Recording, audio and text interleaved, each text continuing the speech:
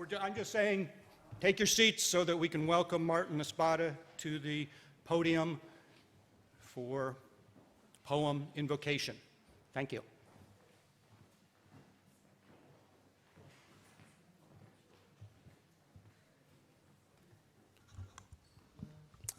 Buenos días. Good morning. Welcome, everyone. My name is Martín Espada.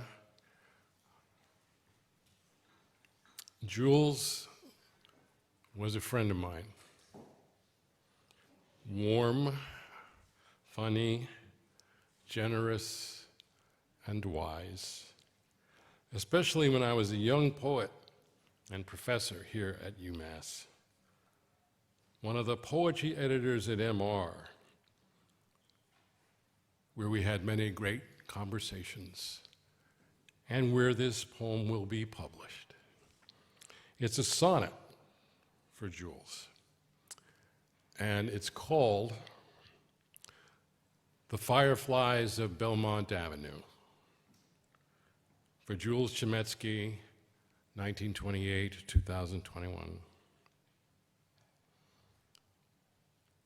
I see you as a boy, 10 years old, at your father's butcher shop on Belmont Avenue in Brooklyn, the words kosher meat spelled out in Hebrew across the window, the chickens dangling in the window, the words unbroken, the glass unbroken, the butcher unbroken. I see you watch your father as we watch our fathers, scanning the Yiddish newspaper at the counter, Lucky Strike glowing in his mouth, as you wait for his words to rise and fall like fireflies or embers, learning how words fly or burn, when to cup your hands to catch a word, when to jump away. The customers would lean across the counter to buy chickens from your mother. I see you again at 80. I watch you as we watch our fathers, as I would watch my father and his cigarette, the organizer who could rouse the crowd, waiting for his words to fly or burn. I am a boy from the old neighborhood in Brooklyn, and you are the teacher, slicing up Hemingway like a chicken boned across the page. Yet, for me, a poet without the first strand of gray in his beard, your words are always fireflies. I would cup them in my hands and see them glow as I see them now, even as I lift my hands to let them go. Thank you.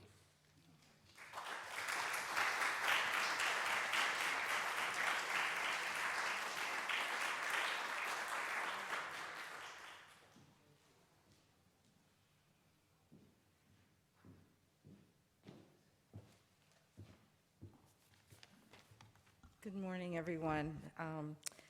What a hard act to follow. Thank you so much, Martín, for that beautiful sonnet. My name is Joy Bowman. I'm one of the associate deans in the College of Humanities and Fine Arts, and so Dean Barbara Krauthammer can't be here today. She's traveling, and she asked me to come and say a few words. I realize as I'm starting this, I should have written out the land acknowledgement that we begin all of our programs with, and so I will just encourage everybody to look at that on the website as we think about these hallowed grounds that we stand on. I think that most of us here today know that there really aren't words to describe what Jules did for this campus, the profession, and the world. I feel lucky to have been one of the many who benefited from his courage and commitment over the years, whether with the MSP, the Massachusetts Review, or the W.E.B. Du Bois Department of Afro-American Studies. Others throughout the day will talk about those contributions in more detail. I will just say that for me, Jules Chametzky was a very special soul. There are so many memories. that I could talk about, but I will say that one of my favorites was in the recent past at a summer celebration where Jules came in his, I believe, red Keds, maybe seersucker pants, with a very bright and crazy shirt. He was so happy and relaxed. I couldn't help but think that I want to be so comfortable and happy when I'm 80 or whenever. Evidence of a life well lived. His brilliant scholarly contributions will be celebrated today. Similarly, his commitment to building a better world that made him one of a kind will be highlighted. Those of us who were lucky enough to know him owe him for his willingness to stay strong and principled, even in the hard times. May we all continue his legacy in these most troubling times, and many thanks to all of you who have made this day possible. Enjoy.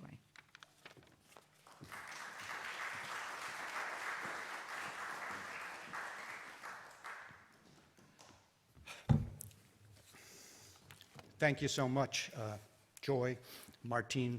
Again, hard acts to follow, but I think what I have to say sort of connects to what they have said. Thank you all for coming, just on behalf of the Chametzky family, the Halley family, the Coben family, the families that my father was associated with. This is just a wonderful thing, and today we're really celebrating, I think, his academic achievements, his contributions to the university's contributions to him and to our family.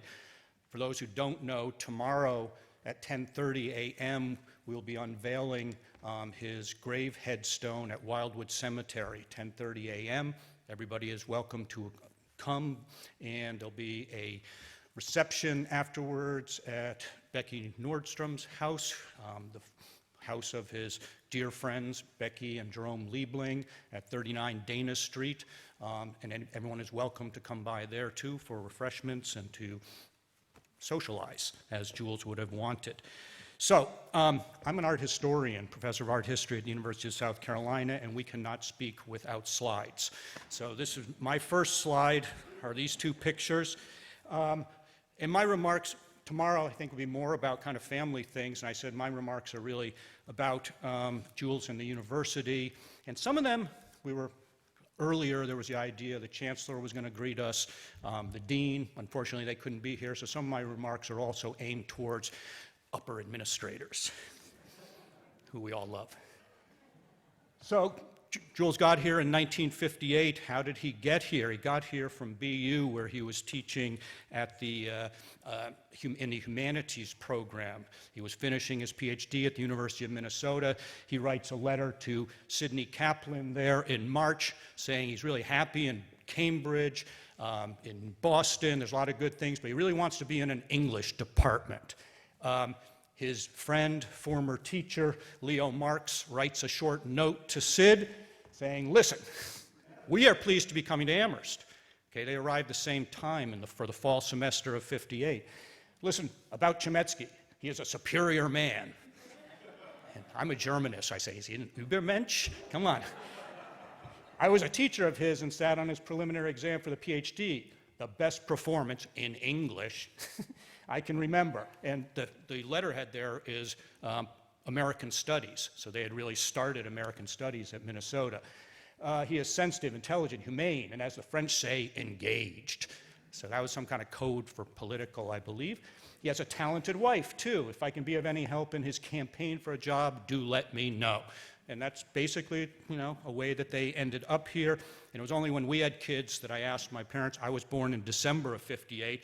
What'd you do with Rob, who was 2.5, and Matt, who was 5, when you had to go to Cooley Dickinson from Meadow Street? And they said, oh, Leo came over and stayed with them. So he was the person they knew best in Amherst in their first semester. And Sid and he immediately, bonded and helped to found the Massachusetts Review. And big thanks to Jim Hicks, who we really owe this event to. He's just done an amazing job. And to everyone who was involved in organizing this, Lee and Arlen and Bruce and Mike and so forth. But big thanks to Jim and my father.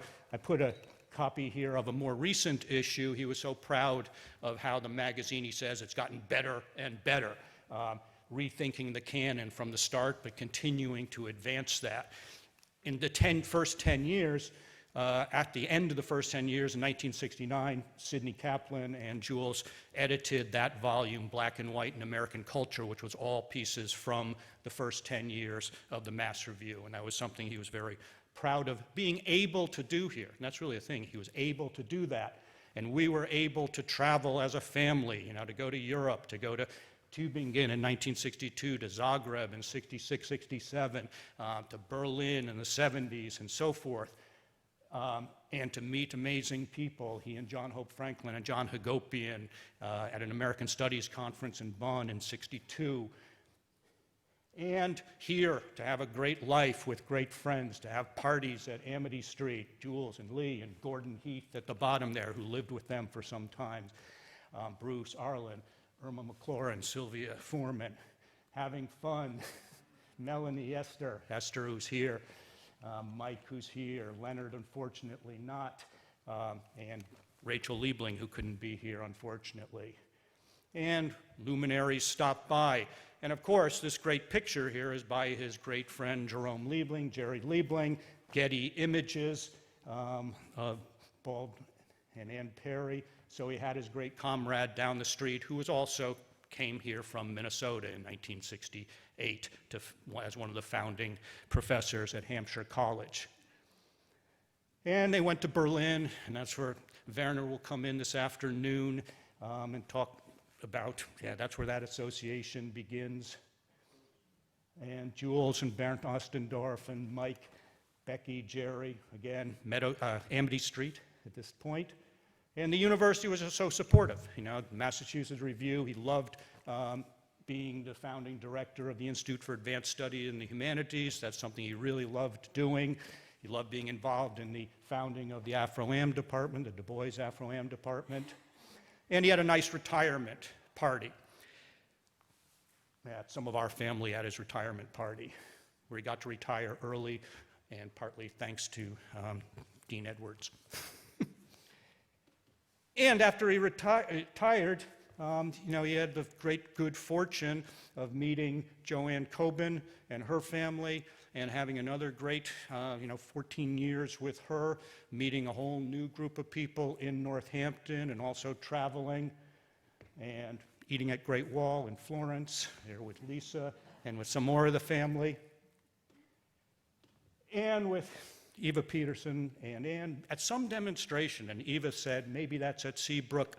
So this is where we say, and, he loved the university. Oh, something I wanted to say at the beginning, I forgot this.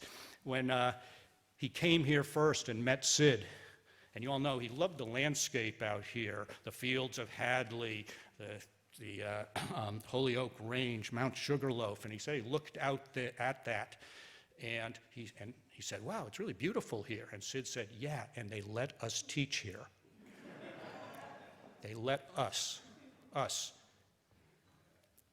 So he was also critical and combative, incredibly loyal. Where did that come from?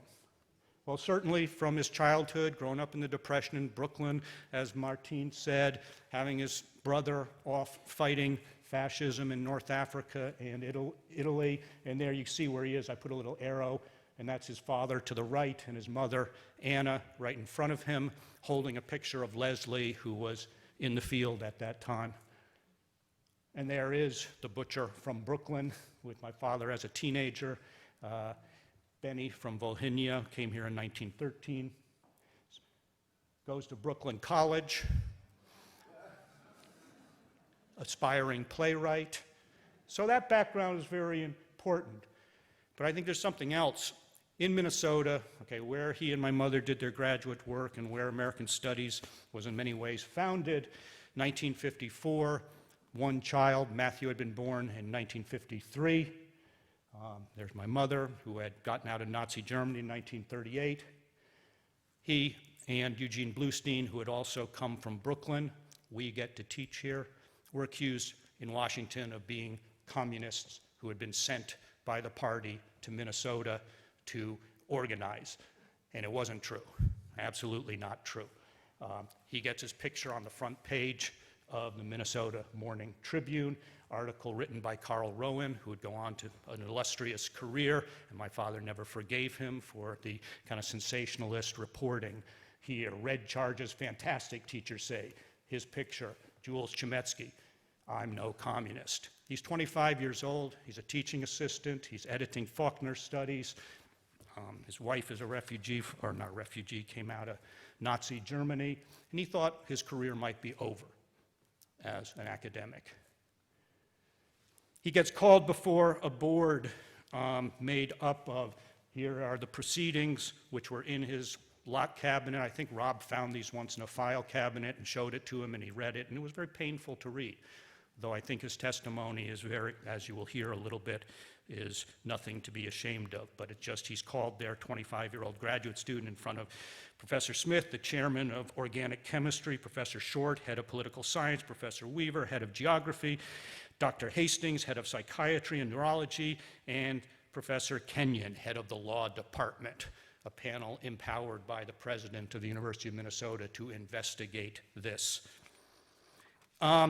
It starts out with some talking about whether he should be sworn under oath. Professor Kenyon, and he's kind of the toughest questioner from the law school.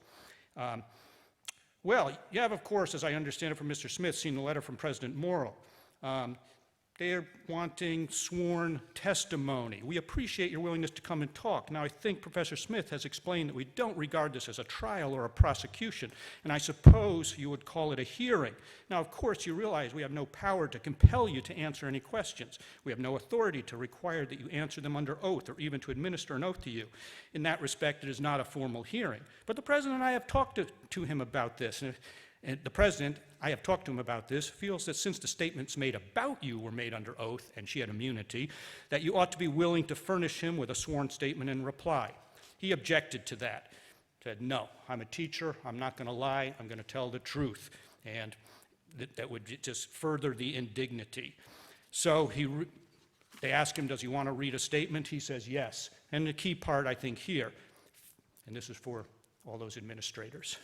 First, it should be of some concern to members of the academic community that a great university has been compelled by lurid and sketchy newspaper reports to set up an elaborate and unprecedented investigating machinery, which is then used to compel a member of that community to submit to an interrogation and investigation. I use the word compel advisedly, for not to comply with a request to appear before such a group is to lay oneself open to the charge of uncooperativeness, and thus to place one's livelihood in jeopardy, and to run the more serious risk of prejudicing opinion against oneself. This seems to me a clear delimitation of individuals' right of choice, especially as the inquiry might find itself concerned with questions of belief, opinion, and association. It is a dangerous procedure. I go on to where they ask him things such as, they go through how he got there. It appears that you and Mr. Bluestein came here together, and he basically explains, yeah, I got a ride with him, as students tend to do. Professor Kenyon, now after you came here to Minneapolis, did you attend any meetings of this Labor Youth League? I've already pointed this out to Dean Bukta. I think the report is available to the members of the committee. However, if you wish, I will repeat things I reported to him at that time. Professor Smith, I think you should answer. I attended several. I suppose they would be called discussion groups or study groups. They were, as far as I know, discussion groups, study groups of this group, sponsored by the group, and as a number, I would say more than 4 and less than 10, probably over a period of perhaps 4 months, and then I stopped. Going on, I presume that at these meetings that you went to, you met a number of people that she mentions. Do you recall, say, for example, of having met this Clara Schroeder that she talks about? I would have to again object to that line of inquiry because it seems to me it is extending over and beyond the relevancy of the testimony, questions of association, personal acquaintance. However, I would point out I do not recall ever having met this Clara Schroeder at one of those meetings. Professor Weaver, I don't know whether this would be adjudged to be a reasonable question or not. I would be interested to know if you feel at liberty to comment on it. What was the motivation or the interest that led you to participate in the discussion groups? And what were your feelings that motivated you to stop attending them? Answer: well, there, I think we are really getting into a sort of boggy ground, individual beliefs and opinions. That, I would point out, in my case, was intellectual curiosity and inquiry as a student. Professor Smith has a nice comment now. He's, I think, the best on it. I might point out that Mr. Chametzky is studying to be a writer of plays. Perhaps he felt that there might be some stimulating discussion he might use in a play or something of that sort. Professor Short: 1, do you or did you know a Rachel Tilson? There again, we're getting into where is the point at which one ceases to inquire about associations and acquaintances. Professor Short: would you care to be willing to answer whether you came to feel that the LYL was made up predominantly of members of the Communist Party? I can't answer that.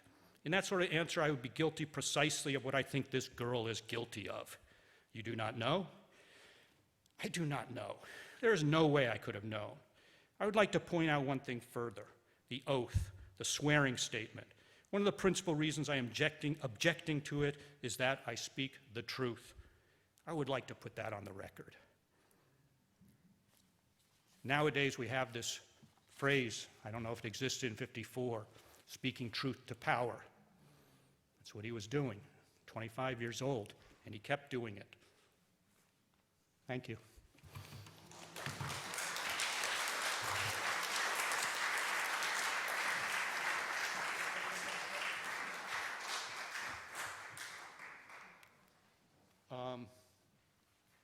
Maybe we'll put the images of him back up. Who's next? I think this is going to end this morning with William Sandy Darity talking about black reparations today and tomorrow. And my brother Rob, towards the end, will have something to say on that topic, that our family benefited from reparations due to my mother's family's history. Other family members, I took up a little bit of time there, but who want to have something to say? Roseanne.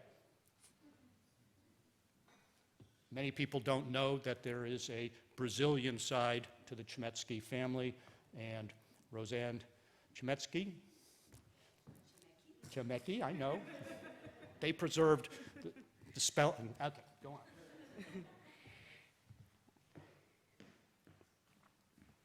I'm feeling a little pressure talking in front of all these professors, as I'm not one. But it's all right. I'll give you my works-cited pages after the ceremony. So, as you can tell by my accent, I'm Jews Brazilian side of the family. I moved to New York in 1989, and for some reason, I decided to take a summer course of American art post-1945 at New York University. Turned out the last name of the teacher was Chametzky. And while my last name is Chametzky, I thought that was a weird coincidence. So since it's not really a common name, as all the Chametzkys here know, I went to talk to Professor Peter, and hoping to get extra credits.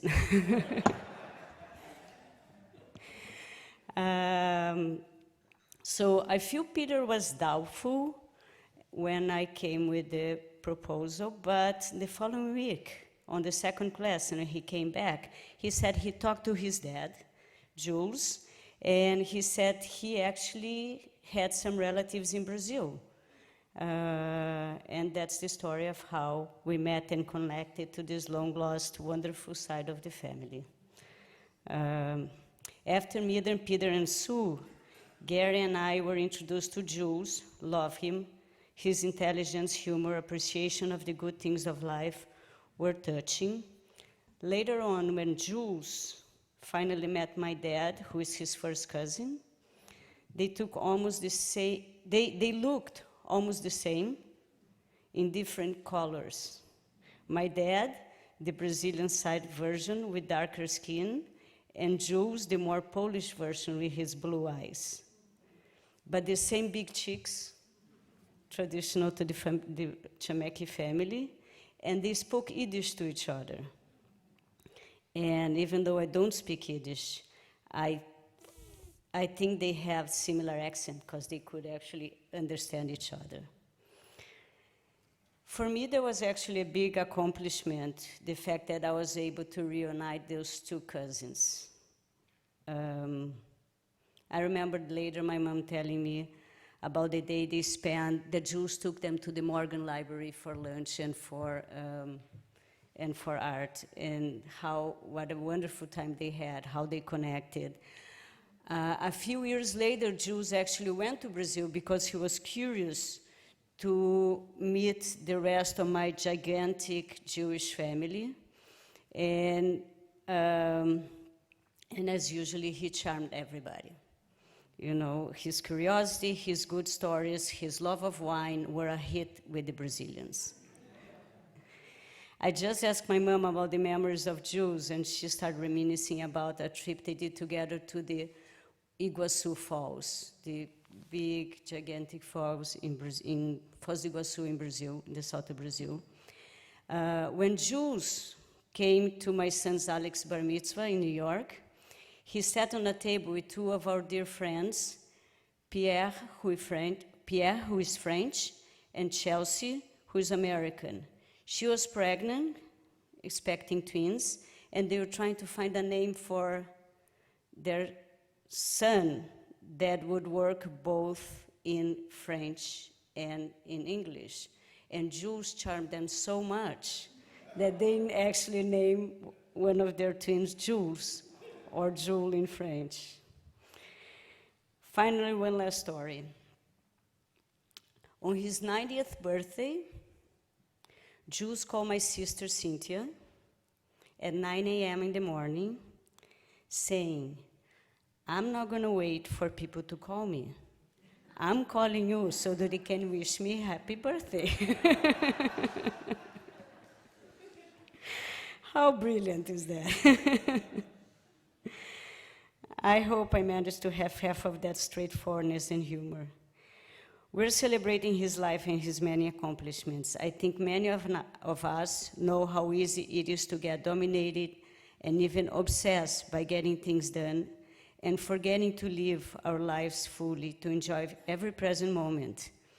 I feel that one of Jules' biggest accomplishments is his talent to make friends, to have an honest conversation, to be curious about life, and to be generous in the everyday exchange of ideas. He did just that all the time I saw him. He was there, fully present, and that remains with me.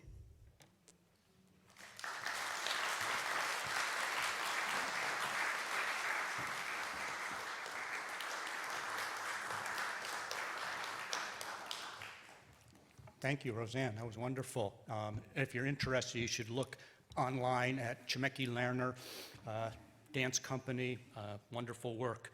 I'm going to just, something that Roseanne sort of brought out there was the expansiveness, too, of Jules' influence and idea of family. Tracy Welsh couldn't be here today. Some of you know Tracy. She's the younger sister of my sister-in-law, Cindy, Matthew's wife, and she's an alumna of UMass, and couldn't be here, but she lived with my parents for quite a while, and that was very important to her, and she wrote to Rob and me and said, "I know you both know how much I loved and am indebted to your parents for their willingness to adopt me into the family. I cannot imagine how my life would have unfolded if I had not been invited to live with them and attend the university. I want to thank you both as well for sharing your parents and family experiences with me and many others in my family. There's no doubt the world is a better place because of Jules' lifelong commitment to equity, his intellectual contributions, and his gift for engaging others through narrative and storytelling. Jules was a light in my life, and his legacy lives on in those of us who were fortunate enough to know him. Loved all, Tracy." And Tracy went on after UMass. She had lost her mother too early to CUNY Law School and has had a distinguished career in public service law, including the NAACP Legal Defense Fund and so forth. So, who's next?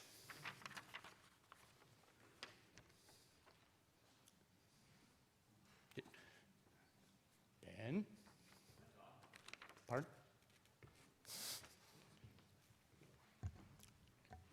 Susan, my son, Ben. Speaking of law.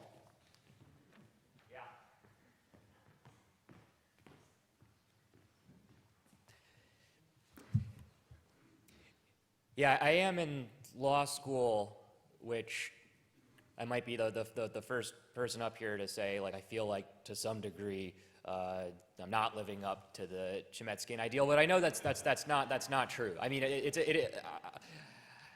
I try not to walk around my environments thinking of the things like, oh, the Philistinism of these people, because you know, all grandkids idolize and see their grandparents through rose-colored glasses, see them uniquely. So some of the stuff I say might seem overstated, but I think the legacy I got from Jules really just increased over the course of my life as I became an adult. And so much of it, I think I would just have to sum up in the word humanism. And that's why I think even though I'm entering a regrettably non-humanistic profession, I feel like I can apply a lot of Chametzkian grace to it. It feels to me like even if Grandpa Jules were not an English professor, so much of what he was concerned with and would have done would have been the same, you know. He had his little commonplace book with quotes from Blake and Shakespeare that I imagine he would have, it seemed like he had carried since the 1930s, and it would have been the same group of quotes and verses, whatever vocation he had gone into, and he obviously brought so much of that appreciation for like the proper human things into every domain, into family and leisure and politics and community. I didn't obviously know what an English professor or an academic department or a literary journal or any of these things were when I was a kid. That was just the accoutrements of that were just life, the way I saw it. So much of how I approach life, I just ask myself on a daily basis, like, what would Jules do? My wife and I mean, I think so much of how we partner with each other and act as comrades is based on Anne and Jules and their relationship. And then we actually on a daily basis do say to each other, oh yeah, Jules would wear that? Oh yeah. This is what Jules would drink. We gotta, you know, reciprocate an invitation and host these people, because that's, you know, that's the way you do things.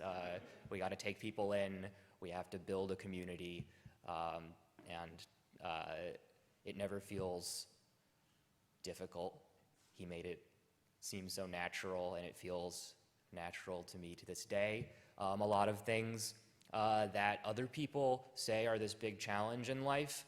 Again, this is, yeah, not to overstate, but I talk to other people and they say, you know, learning the truth about American history really changed.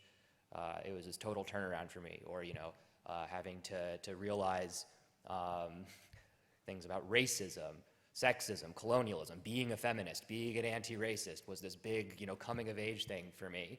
Being critical of Zionism, all of these things for Jewish people. It's this big identity crisis for them. It's never been that for me. Obviously, I've learned more as I've gotten older, formed my own views, gotten critical, made new relationships. But all that stuff, to me, that's, you know, old-time religion, and I can't state how valuable that is enough. It's really foundational. Yeah, so as a kid, it was this more mysterious thing, you know, playing around in the attic boxes of stuff from Germany or later trips to Europe, doing those little medieval plays at Christmas. There was a kid version, but it really seamlessly gave me these amazing resources to work with throughout my life, and yeah, can't be overstated.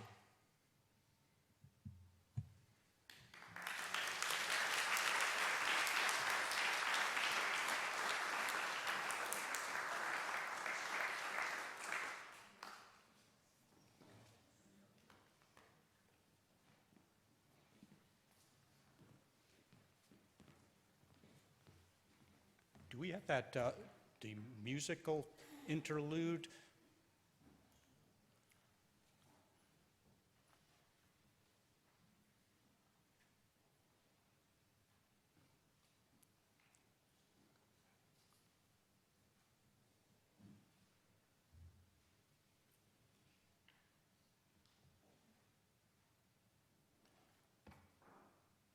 This is Jesse Turner sent this in.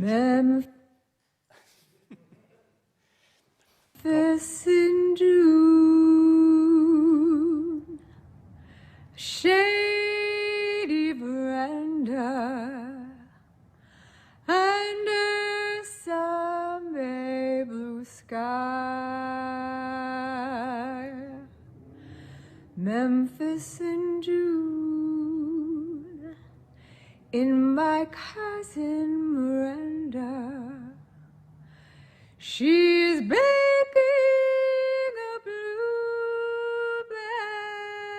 blueberry pie. I can hear the clock outside, a ticking and a talking.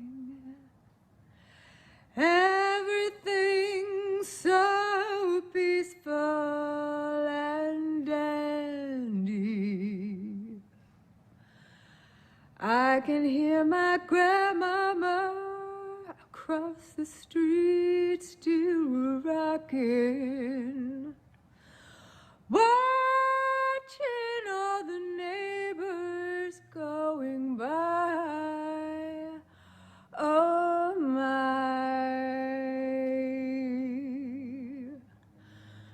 Memphis in June, a sweet oleander, blowing perfume through the air everywhere, against the moon,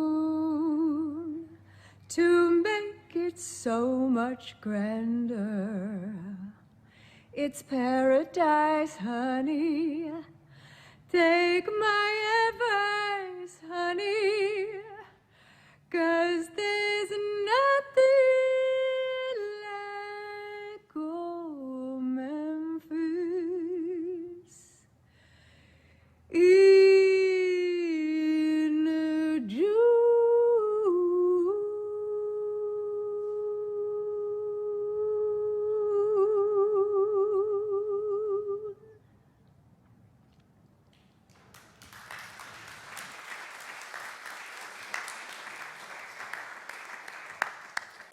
So that was the obviously very talented and well-trained and beautiful Jessie Turner, daughter of Faith Turner, dear, dear family friend. They could not be here, they are in California, but Sister Allie is here.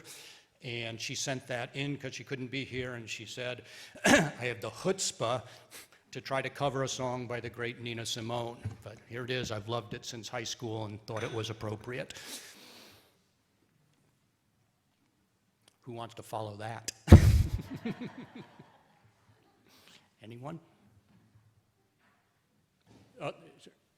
Yeah, Max, another grandchild. Great. That might be good.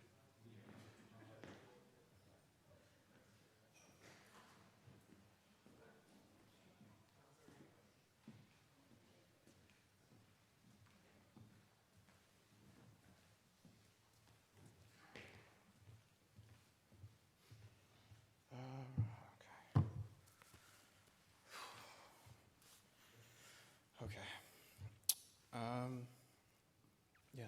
Hello. I'm Max. I am Jules's third youngest grandson, being a few months younger than my cousin Marcus and 4 years older than my twin brothers, Sam and Aaron. Just for those who don't know me. I prepared something sort of specific, but I don't know. I hope others also get something out of it. In the spring of 2018, when I was 19, inching ever closer toward the end of my second year of college, I sent my grandpa an email, undoubtedly after one of many conversations with my father, that I was reading Philip Roth's American Pastoral, regrettably in ebook form on a device then known as a Nook, which I think are now defunct. A few weeks later, a package arrived for me at my dorm desk containing nearly 25 Philip Roth novels. It seemed that the act of informing upon my reading habits had coincided with the selling of the Amity Street house and the condensing of its many contents, especially its books. A coincidence, I'm sure. The collection ranged from the straightforward, widely read and celebrated, such as 2005's Plot Against America, to the convoluted, somewhat gross and happily forgotten, like The Dying Animal, but made sure not to miss the heady diatribes on authorial struggle, like The Counterlife. To this day, I've read, unfortunately, only about half of these books, pedestrian numbers, but I've been mostly busy.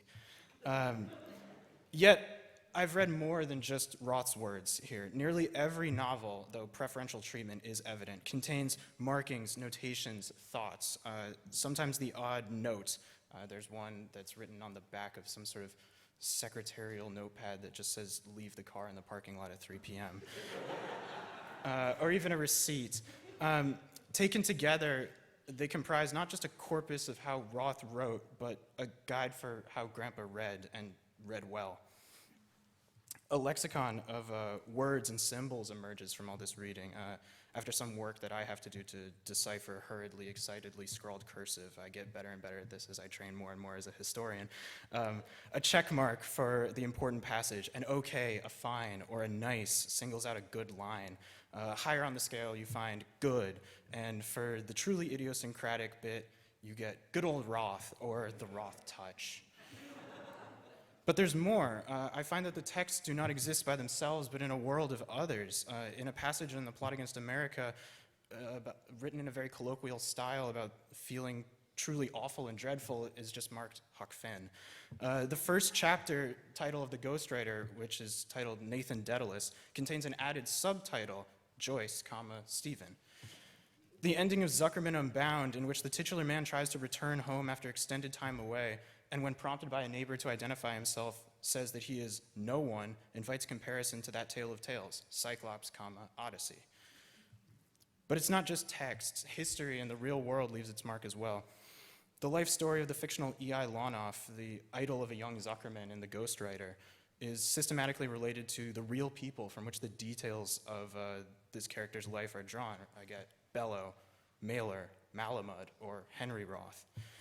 When real historical folks crop up in the text, as names like Theodore Bilbo and Parnell Thomas do in Plot Against America, Grandpa laments how they remain so unknown to the present generation and stresses the power of social history through fiction.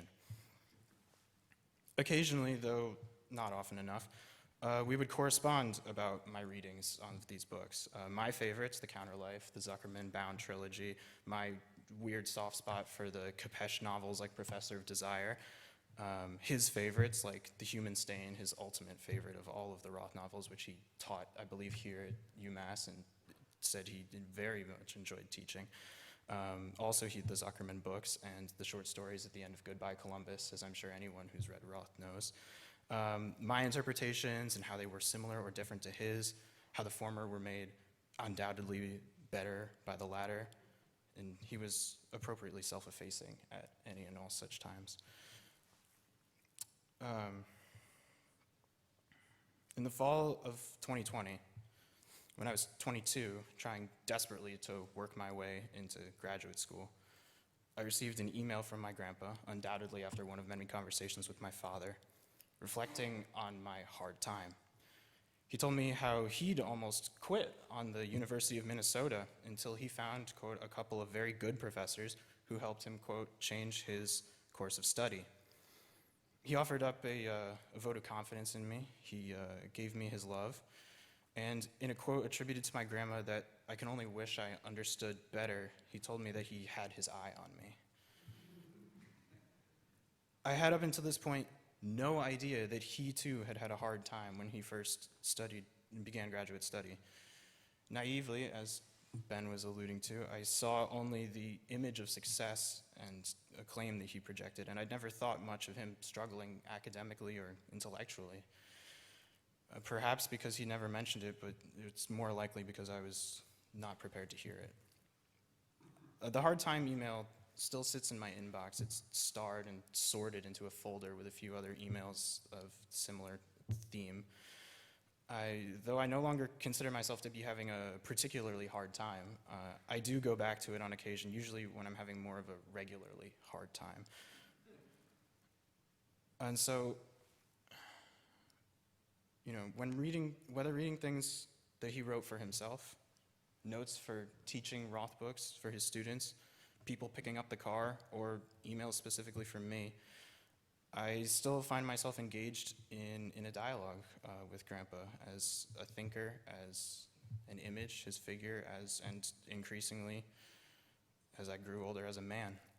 His thoughts, my thoughts, his experiences and my experiences play off of each other. I think stressing the written word and the reading allows us to both look and remember in the past and also through dialogue move forward to the future. I count myself very lucky to be able to do this. Whether his words are written on a page or saved on a server, I have traces of him and his mind available at my fingertips to keep returning to. He still makes me think, and he still makes me feel loved. And at its best, I think those two tenets are what this family has always been about.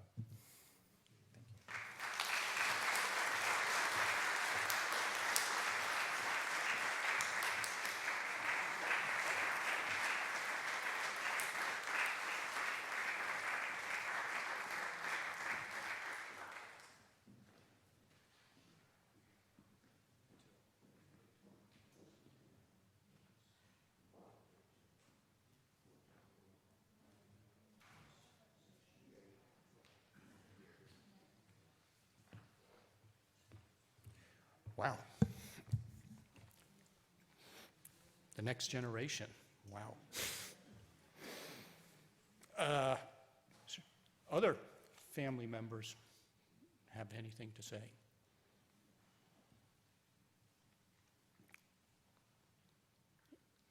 Rob? You got a hard act to follow. Don't worry. Yeah. I'm Rob Chametzky. We're told sometimes that God, or sometimes the devil, is in the details. Neither alternative can be true. There is no God or devil, so each suffers from what the cognoscenti call presupposition failure. I'm talking to you, Jules Michael. But we here do need the details. Between generic beginnings and endings, they are the stuff, not of non-existent deities and demons, nor of abstract life, but of specific temporal carnal lives, human lives. For humans are alone in leading, not merely having lives. And the details are how that life is, has been, was led. While all lives must end dead, every life need not be a dead end. A life well led can create a pathway, both for self and others, that each can follow to lead their own particular lives. So then, some particulars on a particularly well led life as viewed from a very particular vantage point.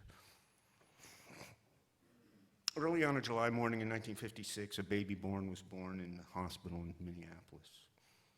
Early on a September morning in 2022, an aged man died in a hospice in Amherst. Some further obvious details. I was that baby boy, and my father was that aged man. Less obvious, my father was present in the room in the hospital when I was born. That was not common in 1956. Indeed, it was not allowed, unless the father was a doctor, which my father falsely said he was. He received his PhD in 1958, in time for Peter. This surely tells us something non-trivial about my father, about the sort of person he was, and the life he was leading. Then, too, I was the only person present in the room when that life ended. This was not, however, the result of any special determination or devotion on my part, but rather more a confluence of staff schedules and transportation flows and blockages. I guess this may also tell us something about me, but this is about my father, so. No one else seems to have thought my father had much in common with Rabbit from Winnie the Pooh. But there was this. One of Rabbit's distinctions was being equipped with a notably large and various collection of friends and relations. Minus the mild Milnean irony, I think that fits my father rather well. When I was small, my father was one of only two people I knew who had relations. The other was my mother. Clever in ways I have still not managed to outgrow, this enabled me to solve the problem that vexes so many children. Why are these two people here together? Clearly, they shared having relations, truer than I knew, even if not the same ones. Inevitably, I was correct. Their respective, sometimes fraught relations with their relations were anyway part of both the ambrosia that attracted and the grout that glued them one to the other. I made a few other discoveries, most consequentially that these relations weren't enough for my father. People have recalled with a great deal of love and no little wonder our Amity Street house, in which there was so much connection and so many lives intermingled. The Amity antedated the address, however. Going back to the North Amherst house we lived in for 10 years, my own small childhood, ages 2 to 12. If not quite what the second house would be, it was nonetheless a place for a kid to experience kin. Because what my father was often and deeply about was creating kinship. The great cultural anthropologist, polemicist, and wit, Marshall Solins, whom I never met or saw, explains that kinship is mutuality of being. Kinfolk are persons who participate intrinsically in each other's existence. Some commonplace means of kinship formation would include commensality, it's anthropology for eating meals together, sharing food, reincarnation, pretty common, co-residence, shared memories, working together, blood brotherhood, adoption, friendship, sharing suffering, and so on. This last is especially noteworthy.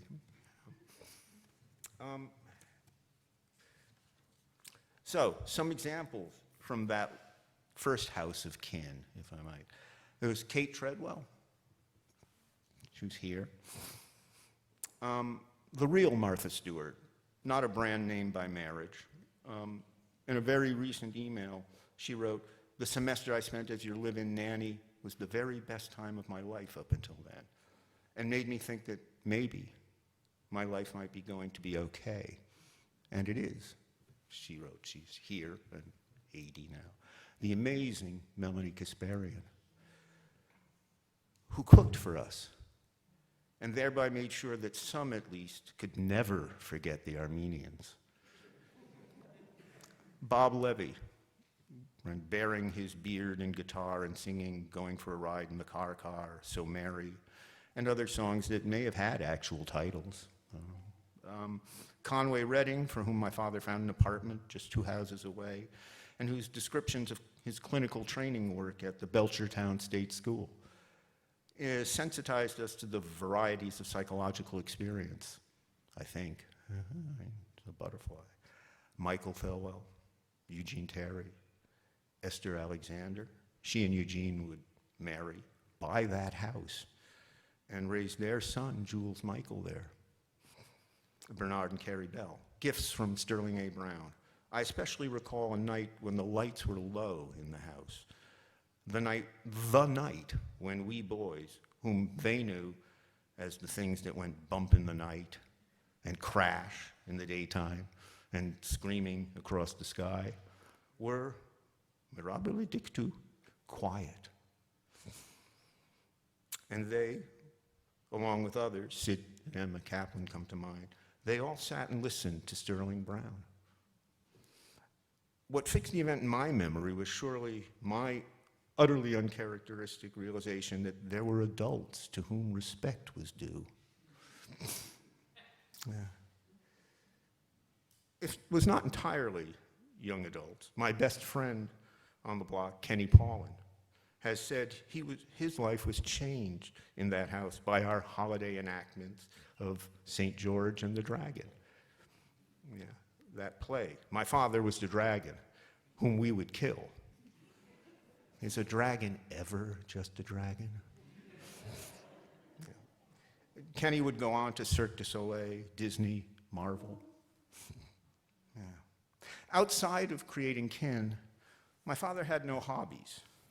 He did not build, tinker, or repair, a hangover from his Brooklyn Tech experience, though he had built a hi-fi record player. My mother said doing so gave him no pleasure. He did not play an instrument, though he listened avidly to music. He did not garden, though he had grown vegetables, more or less, for a year or two in our North Amherst backyard. He did not play games or sports, though he taught us various card games, checkers, chess. He was a strong swimmer and exercised until near the end. He was not a foodie, though he loved good food and drink. He did not collect things. The evidence is overwhelming. Despite what people experienced, my father must have been quite a boring fellow.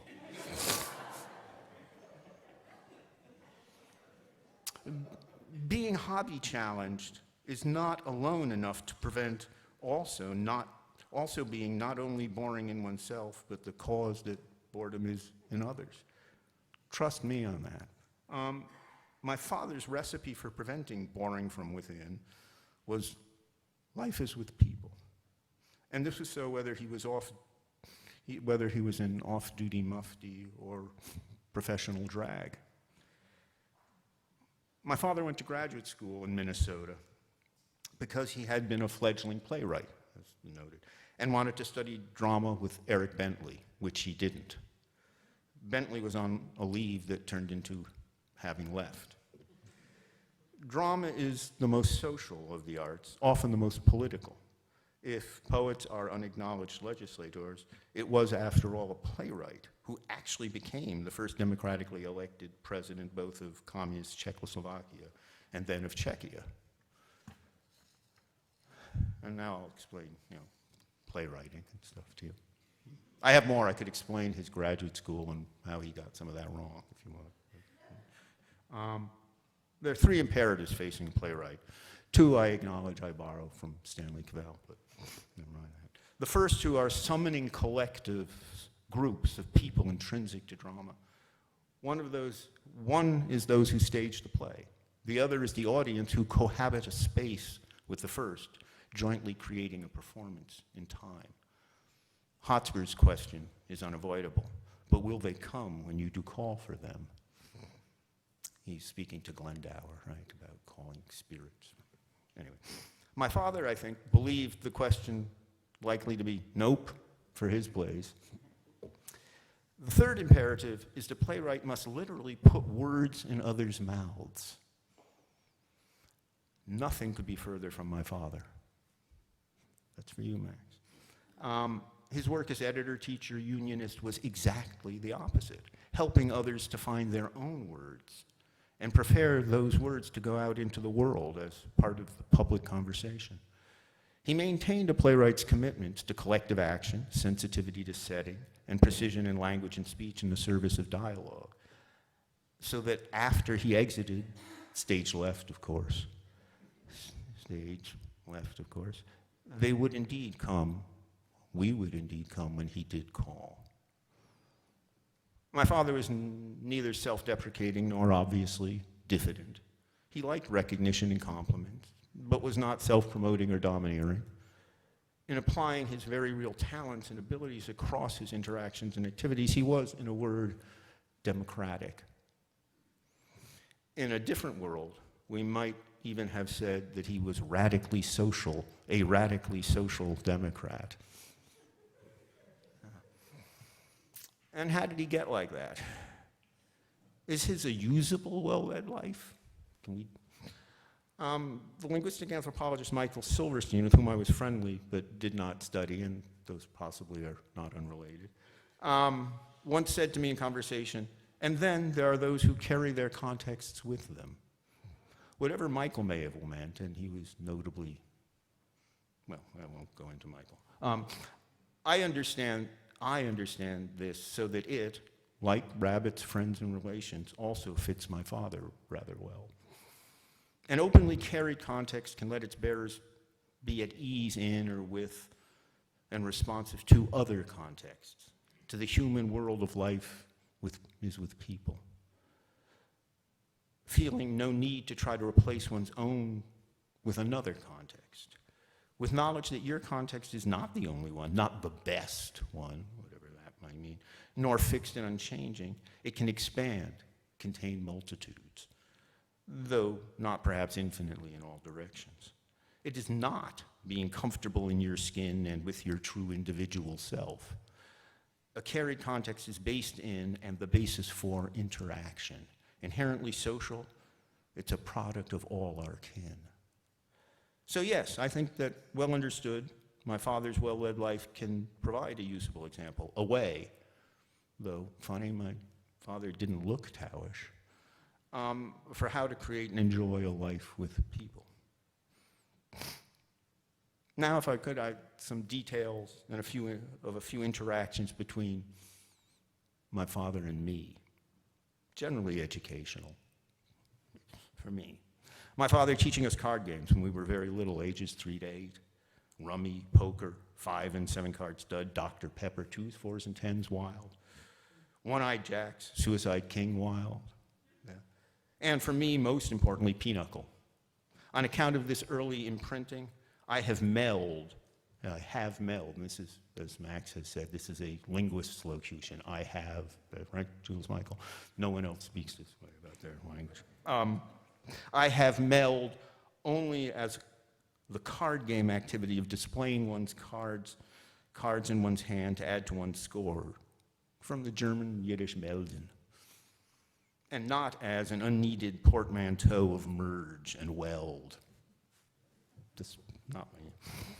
My father helping me with math homework, using Brooklyn Tech finally to advantage, showing me ways to do arithmetic computations that weren't the ones we got with our new math, which I liked, by the way, and which worked well. Years and years later, my ventriloquizing his words as I worked with students in my office on the strange homebrew of set theory, syllogisms, and generalized quantifiers I was feeding their minds. Write it all down and describe out loud. Describe it out loud as you do. What you start with, the processes, their results. Wait, what did you say? Is that what you wrote? Listen closely to what you say and look closely at what you write. Pay close attention. It always worked, in my office anyway. Our reading the doublespeak named guidance notes some years after an event of my classroom disruption in junior high school. Mother didn't seem to care. Father drove off like a hot rodder. He made clear what they didn't get. Mother and father were on their kids' side, not the school's. Didn't care to change that, and were annoyed at being expected to. My father's quandary with a son who did not suffer school fools. Yes, you're right. They were wrong to say, do require that. No, you shouldn't just accept wrongs in general. But while you can make their days harder, they can spoil your future. You need to learn to pick your battles. Too often still, they continue to pick me instead. In the fall of 1963, 2 questions I asked my father, oddly, both times in the car. I remember. President Kennedy was coming to town for the dedication of the Robert Frost Library at Amherst College, one of his last, I remember the banners, one of his last public speeches. Robert Frost is the greatest American poet, right? Well, Frost's not actually alive anymore. He died. And he was very good, but I think Eliot is more important. Eliot who? 2. Bob Cousy had retired the spring before, but PF Flyer sneakers bearing his name, along with displays saying Mr. Basketball, were still around at Matthews Shoe Store, which is not still around. Bob Cousy's the greatest basketball player, right? Well, Cousy's not actually playing anymore, and he was very good. But I think his teammate Russell is the greatest. Russell who? So, 2 comments and a coda. First, not so important. Maybe a bit of a pattern here. No. But second, a big deal. My father's early and accurate evaluation of Bill Russell. That's patrimony no pottage could mess with. Coda.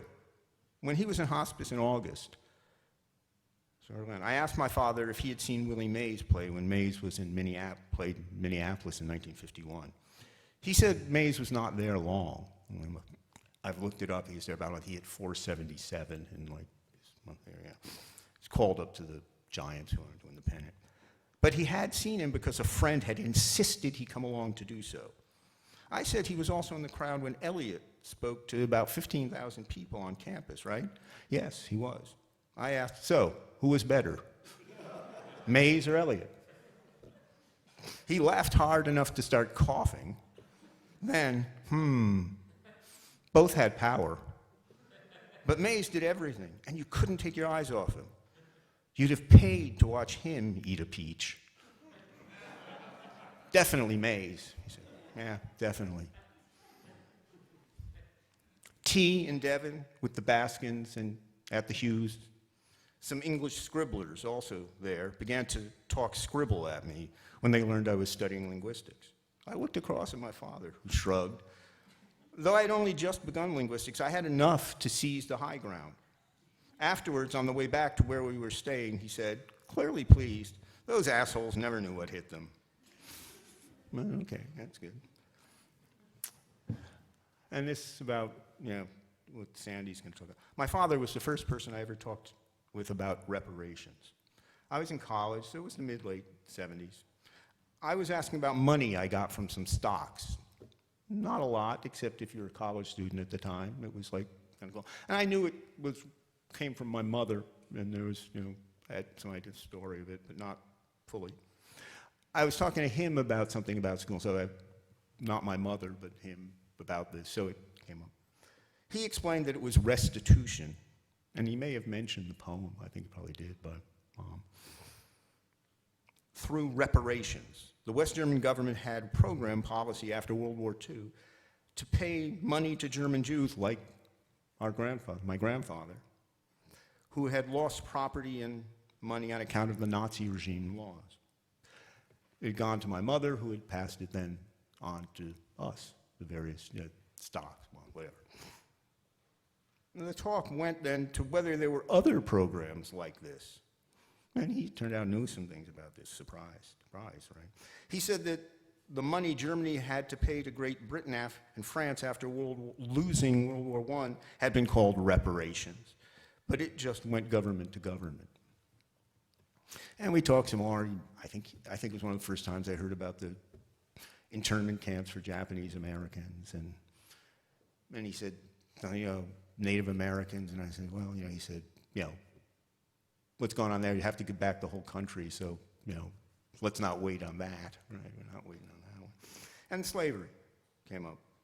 He said that before emancipation there had been talk about restitution for the slave owners.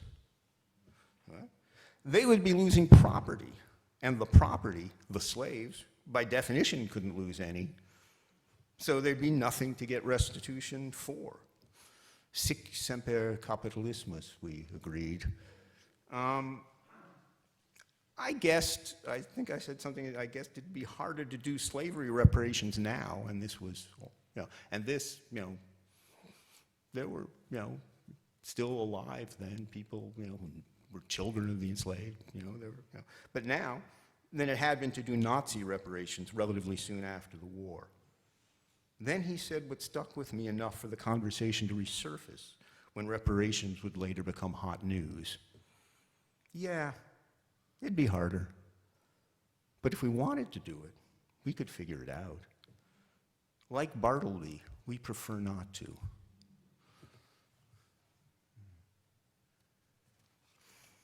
And another coda.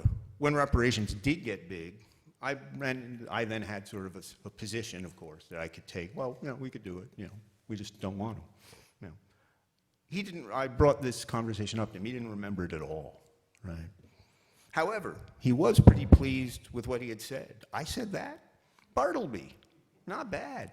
I agree with it. At his beloved older brother Leslie's funeral, my father was one of the few to view the body. He shared the fact that was most significant to him in that moment of tears and grief. He enjoyed, my father said to me, with great satisfaction and no hint of surprise, a rich inner life. Okay. And this, in hospice in September, when I ventured that he was lucky to have had 3 sons, not daughters. With 3 daughters, I went on, if it comes to them to express love for their father, well, we know how that goes.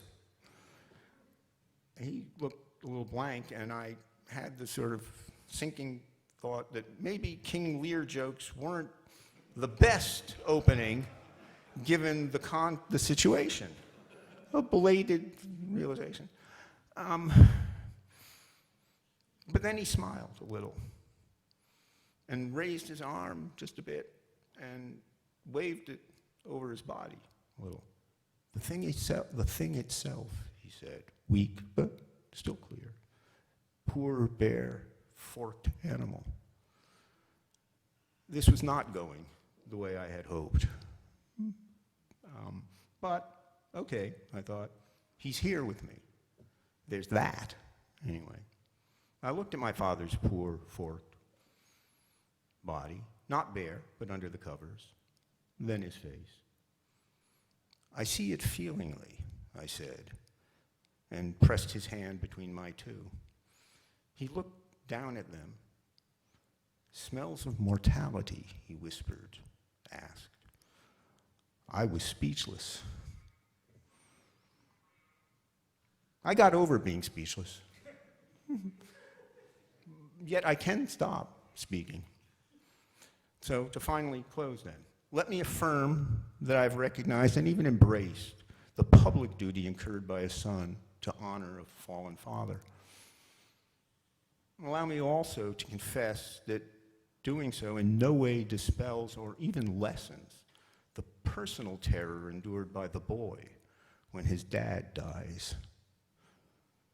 You must go on. I can't go on. I'll go on. Thank you for your forbearance. Thanks for your forbearance.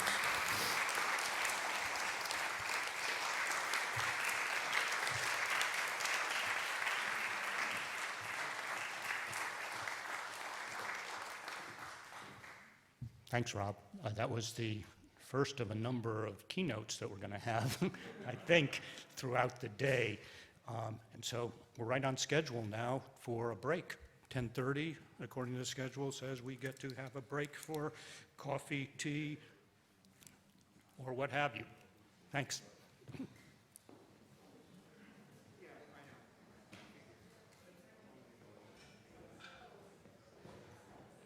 recorded statements.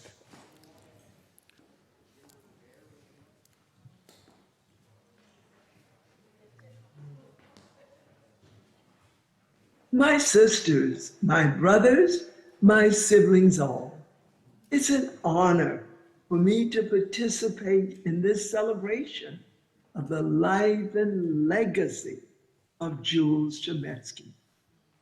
I do so by offering a very brief tribute to my colleague, my comrade, my friend, my brother, Jules. I met Jules in the early days after I arrived in Amherst in 1970. I came to the Valley to begin working as a professor in the anthropology department and to get into good trouble with the students and professors at UMass who were working to develop the W.E.B. Du Bois Department of Afro-American Studies. That was 52 years ago, but I remember so clearly how Jules and Anne, his life partner for over 50 years, welcomed me and my family to the progressive community of public intellectuals, scholar activists at UMass and the 5 colleges. I remember as if it were yesterday how I admired the way that Jules carried out his intellectual life in keeping with an African proverb that says this: she who learns must teach, and she who teaches must learn. And thus it was with ease that Jules saw connections between his scholarship in Jewish literature and culture, and his interest and respect for African American literature and culture. Jules was only 8 years older than I, but I always felt that he was many years my senior. That was not because he looked much older than I. Indeed, Jules had a wonderful youthful appearance and such a warm spirit. Jules seemed to be years older than I because he was so learned and so wise. My brother Jules and I, we really believed the words in the anti-war and pro-union and freedom songs of our day. During these troubled times that we are in, we all need to sing and fully believe in and put into action the words of those songs. Now, as I bring closure on my tribute to my colleague, my comrade, my friend, my brother, Jules, I offer this African saying: as long as a person's name is called, that person never dies. And so it is that with Jules, his family, his colleagues, his students, his comrades, and his friends, I will continue to call Jules Chametzky's name.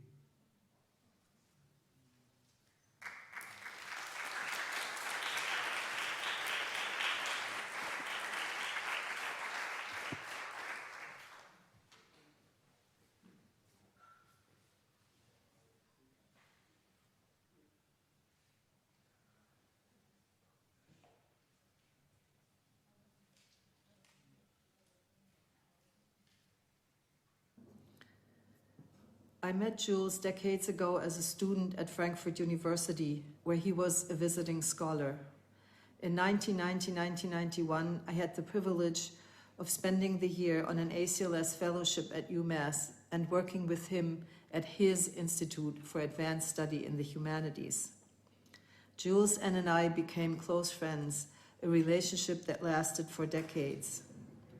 I will read a poem here that I wrote for him years ago in honor of the gift of his friendship and his mentorship. In honor of garlic cloves baked whole in rosemary olive oil, for Jules. That eating together could be an art which Americans have perfected. That amazing grace comes in versions unexpected, as does Auld Lang Syne. That canons are what you make of them. That living in generations brings gracefulness to life. That wisdom does not intimidate. That skin is in the eye of the beholder. That one Jew was personally against the murder of Jesus, German killing fields, Palestinian revenge, and Zionist Landnahme, all in one breath. That jokes may be sophisticated. That a parent must not be biological. That talking can be listening. That cholesterol is bad for you. That drinking vodka does not make you a drunk. That a kitchen may be a universe, and that garlic can be eaten oven-baked whole, with peel drenched in oil, tasting of rosemary crunch. Little did I know. Salve, Jules, from Italy. You're home away from home. How many times did you tell me you were an Italian safely stashed in the body of a Jew? I testify today to your love of life and your many varied friendships, which you sustained with your incredible energy. To your skills as consigliere, his favorite Italian uncle. As if 3 sons weren't enough, Bruce Laurie and I decided to jump in and make it an even round ball 5. To your matchmaking abilities, without you and Anne Halley, there would be no Eva Peterson in my life. From high atop our house in Reparations, you wrote much of your final book. This past Sunday, during a divisive Italian national election, our Italian family met, gathered, and voted unanimously to dedicate that terrazzo in your honor. We all agreed. It's easier to keep speaking with you from there. We love you. Remember how we always talk about connections? Not head on, more like elevate to places where life is a party, happening in an open vista, where everyone is invited, places where it means a lifetime to have a friend, where being aware of our friends counts, and your ability to know folks because of reality and respect, because beauty is there, because curiosity is not enough, because something important happened. Even now, it is still and never long ago. Always today. Sparkle go your eyes and lights start snapping. Why not? You are paying attention and asking for me to be confident in both of us. A lesson in how to love.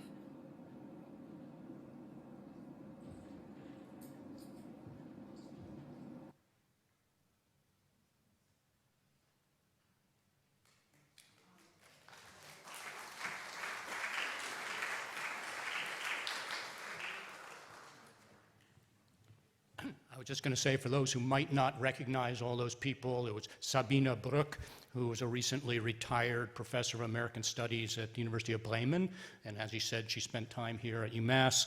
And then Jack Polidori, who was the National Education Association kind of field rep here when my father was very involved with the union, and had the good fortune of meeting Eva Peterson, who was the last speaker, probably at our house, because we already knew Eva. That's all the recordings. Okay, then we can go on to live presentations. Who's next? Yeah, Val and Rose.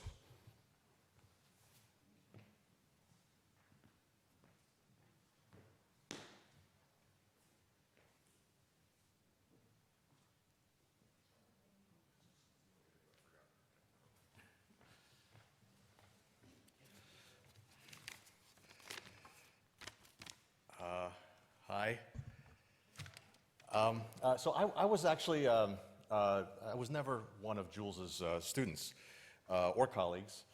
I've never been in a classroom with him. I met him and Anne Halley when I was 18, after I had a bunch of poems published, of all places, in the Miami Herald. And there was a local South Beach poet and recluse named Judy Burke who found me in the white pages and called me up and kept me on the phone for several hours and insisted that I should call Anne and Jules, who had published her in the Mass Review, when I got to Amherst College to start my freshman year the next fall. This was 1990. So that's what I did. Then the three of us had tea at Bonducci's, and then they started inviting me to dinner at their house several times a month. Many years later, I was surprised to learn that they were surprised that I actually showed up.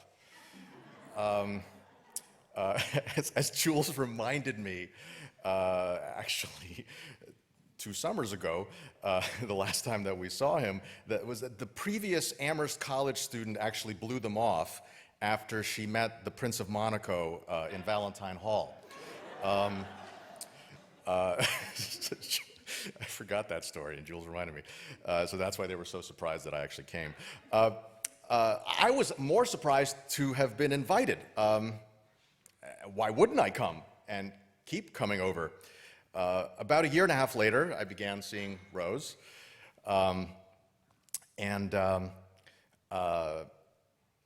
We both started coming over. When Rose and I returned to Miami for winter break, the same year that we met, we saw Anne and Jules there too. We went to La Carreta together, and that was a precursor to our overlap with Anne and Jules in Paris and in Berlin years later.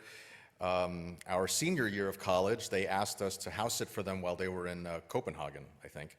And all of this felt like the most natural thing in the world, even though we had never really known anyone, least of all in our own families, who were like Anne and Jules. And maybe this was because Anne and Jules were actually more like us, young immigrants, children of immigrants, literary aspirants, than anyone we had ever known. Their generosity toward us, at first toward me in particular, was remarkable when I'm able to recall what I was like back then. Arrogant, callow 18-year-old who talked like he knew everything and who would not stop talking. I assume it must have been charming. I think I kept talking to keep up with the stories, Jules' stories especially, always the same stories, but with slightly different details and intonations and inflections and emphasis each time. Stories about Baldwin, Ginsberg, Harold Bloom, Old Brooklyn, Germany in the 30s, Germany in the 70s. So though I never studied with Jules, the world that he and Anne created, which is still very much palpable here today, was a kind of paideia in the classical Greek or maybe classical Yiddish sense of the training of the mind, heart, and body. Each time we sat down to eat, always there was a lot of white wine, a lot of freshly made pesto. This was the 90s. Jules would say, "Well, here we are, doing what we do best." We were always talking with our mouths full, all of it nourishment. And when Rose and I applied to graduate schools, we didn't even really need to discuss the fact that we were only applying to places that were driving distance from 244 Amity Street. After all, we didn't want to starve to death, spiritually. So everything about Jules was additive. The more. His world was the opposite of zero sum. He had a kind of insatiable generosity that fed on itself. He made everyone feel like the most special friend, some sort of key partner in a sneaky and clever conspiracy of kindness. When he gave a speech at his retirement party, I think it was at Memorial Hall next door, I remember that he singled me out, having known me for less than a year, out of hundreds of people in the audience, as Val, a brilliant young poet. I immediately turned red. And when we visited Jules in the hospice with our son the summer before last, I was stunned, but really not at all surprised, that he was very much himself, and somehow even more so. We heard details of old stories, and indeed a few new stories, but then he would pause and wince periodically as the cancer would cut across his abdomen like a labor contraction. A reminder, he would say with a smile, his finger up in the air like this. He even made his dying into a gift. He showed us how to live, and then he showed us how to die.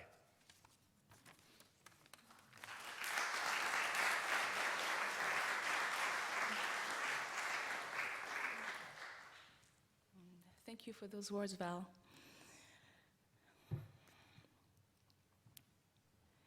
I think that I feel like Anne and Jules tricked us. I think that they didn't prepare us for what the world was actually like, because they created such a safe cocoon for us. And I'm deeply grateful for that, because it allowed us to become ourselves and to levitate, really, to fly, you know, because it allowed us to believe that we could be more than the sum of our parts.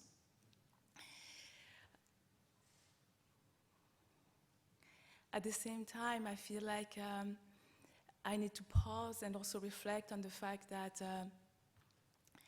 we were friends in this world, and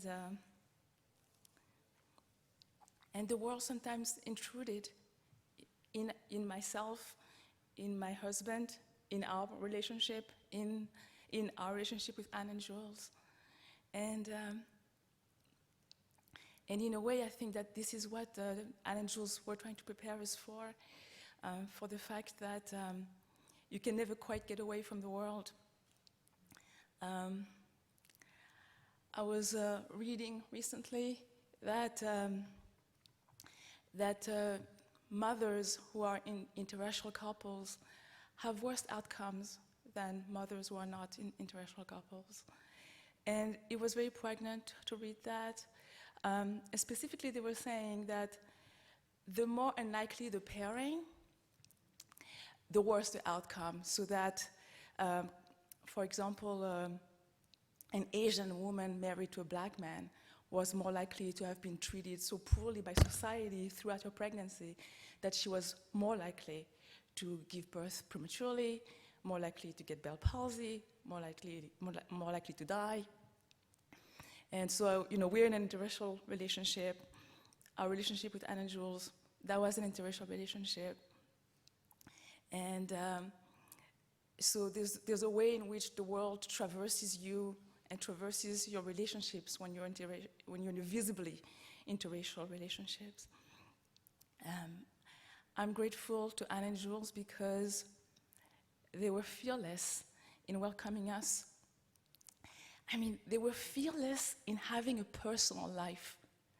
I mean, these days, we live in a world where if you're not fearless, you're not going to have a personal life.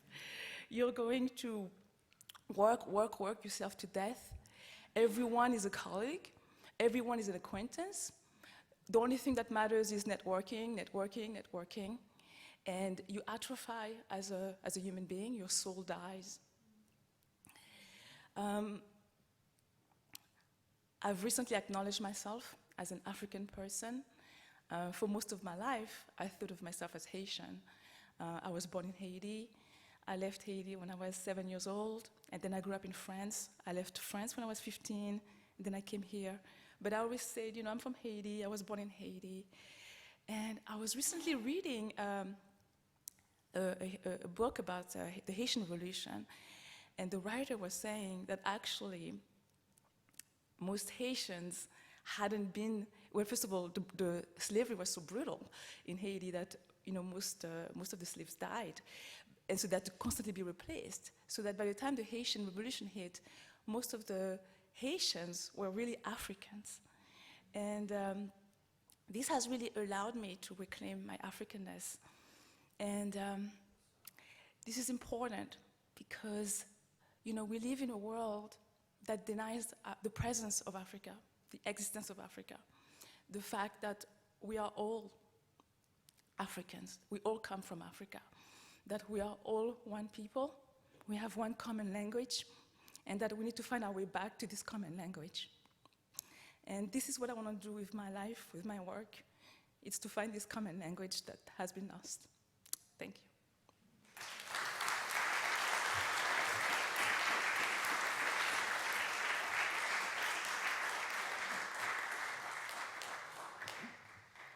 Thank you so much, Val Vinokourov and Rose Réjoui. Who's next? Man who needs...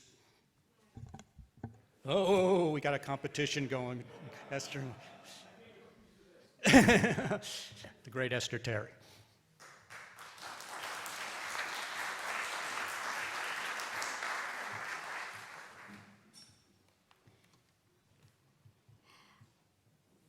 I'm Esther Terry, and I want to begin by thanking every person who has uttered one syllable today. It's been so wonderful to be back in the presence of Jules. I lived in Amherst for 45 years. I lived in Amherst longer than I had lived anywhere before I came to Amherst, and certainly longer than I will live anyplace else. So Amherst becomes a pretty special place for me to look to find who I am and what I am and who helped me to get there, who helped me not to get there, who deflected me. I met Jules Chametzky immediately after I had come to this campus. I'd come having been urged to do so by Sterling Brown to study with Sidney Kaplan, and I did. Sidney Kaplan and Jules Chametzky, well, what's the difference? They both had gathered a group of young, they gathered themselves together in a commitment and had a group of white people around them in a kind of community that really, they were the reason that I stayed. We came to Amherst, Mike and I came to Amherst at about the same year, in 1965.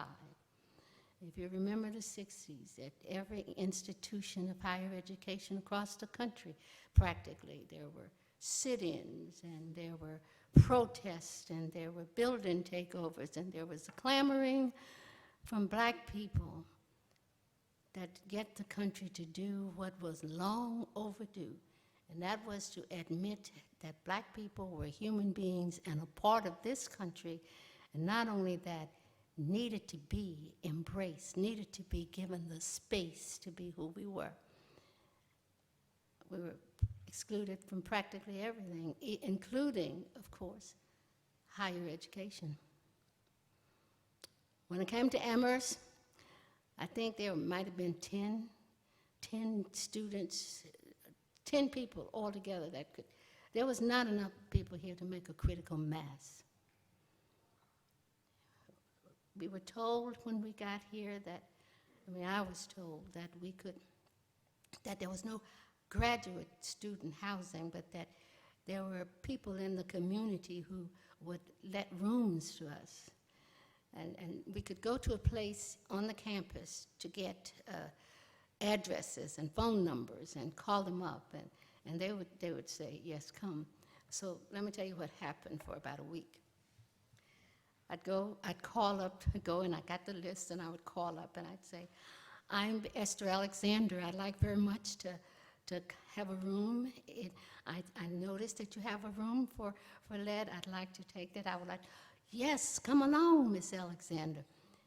And in the 15 minutes that it would take me to get there, the house would have been rented out from under me. I'm so sorry. My niece decided not to leave. 1,000 reasons. I think I might have left Amherst because I guess I was all right in the classrooms, and I was intelligent enough to keep up with the studies, but there was a distance that there was something missing in the campus. Faculty, for the most part, were uncomfortable with the notion of a discussion about what was going on with black people, black students in the country. And so most white people in academia stayed to themselves. They kind of stayed away from that. They were happy doing what they did, and they didn't need to be bothered with all the trouble that black people would bring them. I think I might have left, but for a group of the most incredible white people I have ever met in my life, and I had nothing in my experience to even imagine them. And chief among them were the people like Sidney Kaplan and Jules Chametzky. Let me sing a song of praise to Jules. Jules became my friend. How are you doing, Miss Alexander? Talk to me. And he would listen. I took his course. His was one of the first courses I took. I remember I had a hard time getting a place to stay, so I stayed in Hartford. And my brother-in-law, who was an auto mechanic, would come home from his job, get dressed and put on his suit, and drive me to Amherst, to college, to graduate school, because I was getting a doctorate degree. And when Jules realized what was happening, Jules went out to the car, and my brother-in-law would wait in the car. Jules went out to the car to say, "You must come inside." So my brother-in-law got dragged into Jules' class when Jules was teaching the literature of the 30s. Dave Carter sat in the room, and you know what? He got my books. He read the books. So he got an education, you know, from auto mechanic in the mornings and afternoons. He would come in the evenings. He would come to be a student at UMass. When Jules asked me how I was doing one day, I said, I don't know. He said, I tell you, do you know this Eugene Terry? I said, yes. He says, would you like to see him? I said, well, I can't very well go up and ask him for a date. Jules said, I'll fix it for you.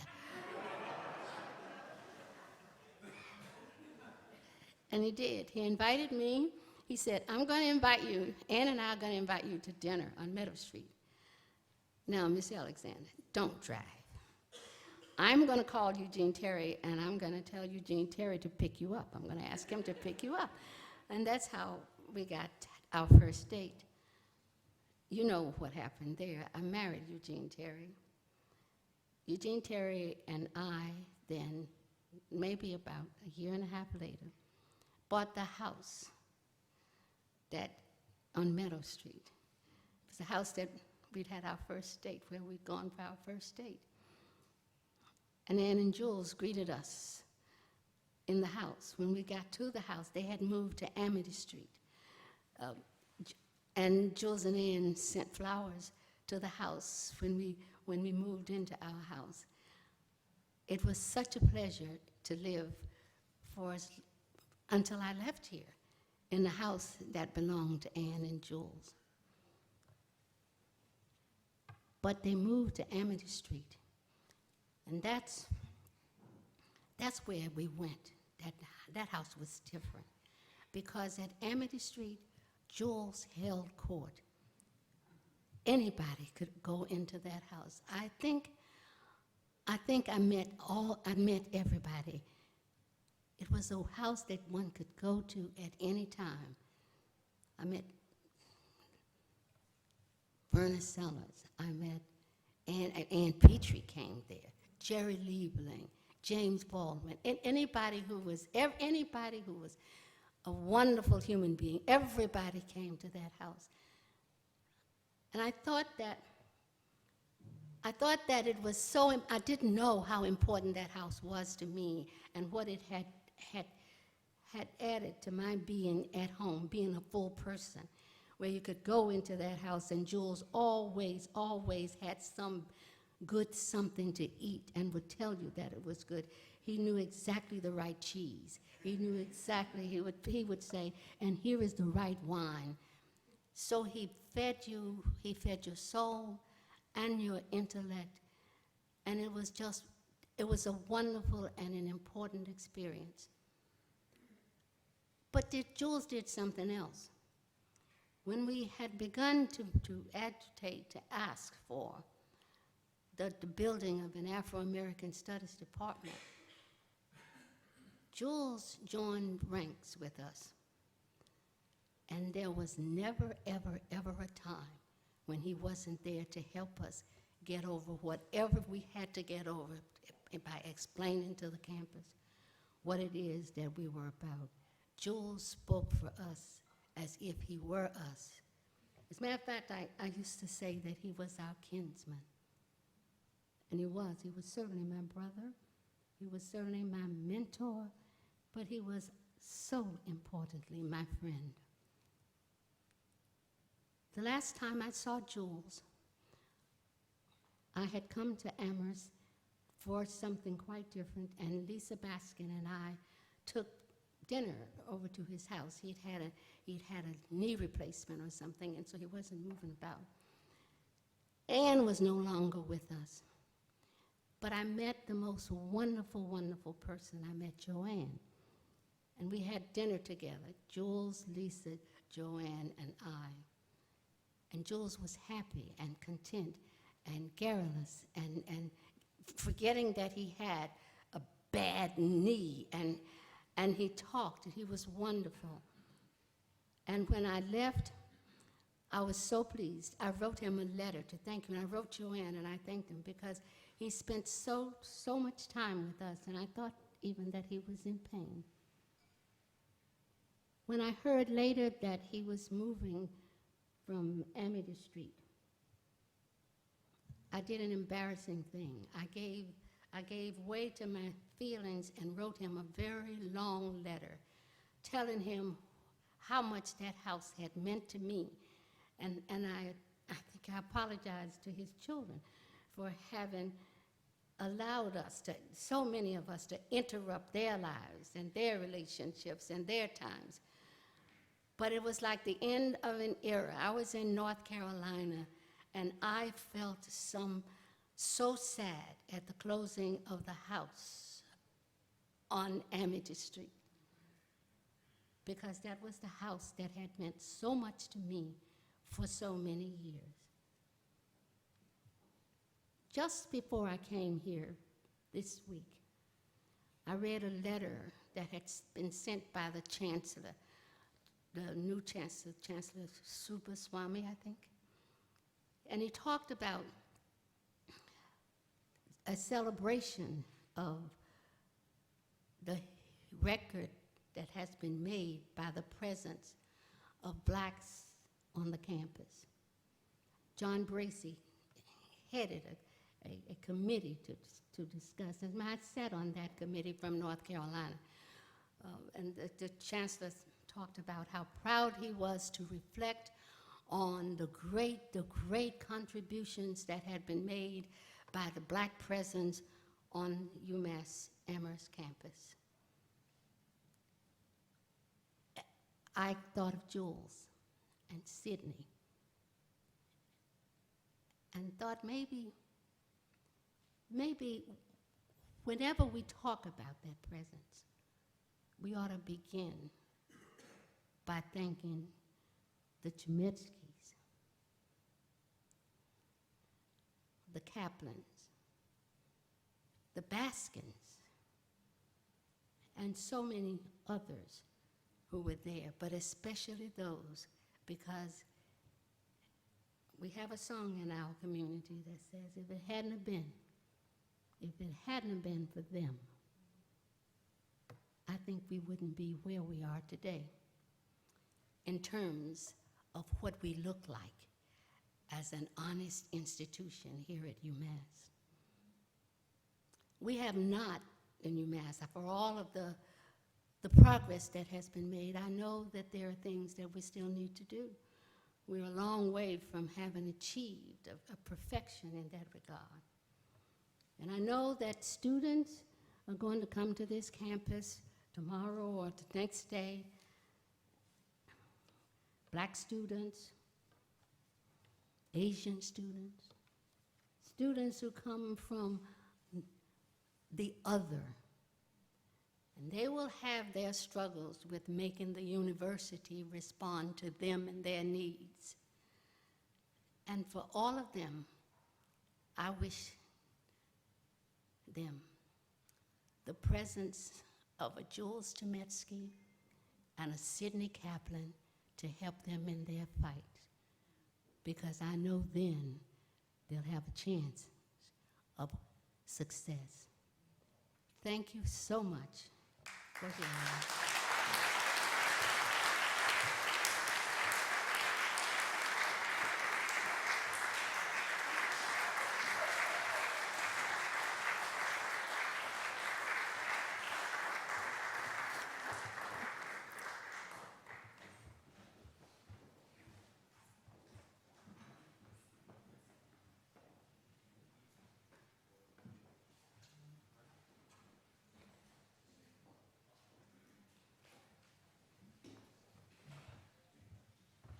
We're a little behind schedule, but having talked about 97 Meadow Street, which is where we first met Professor Thelwell, the floor is his.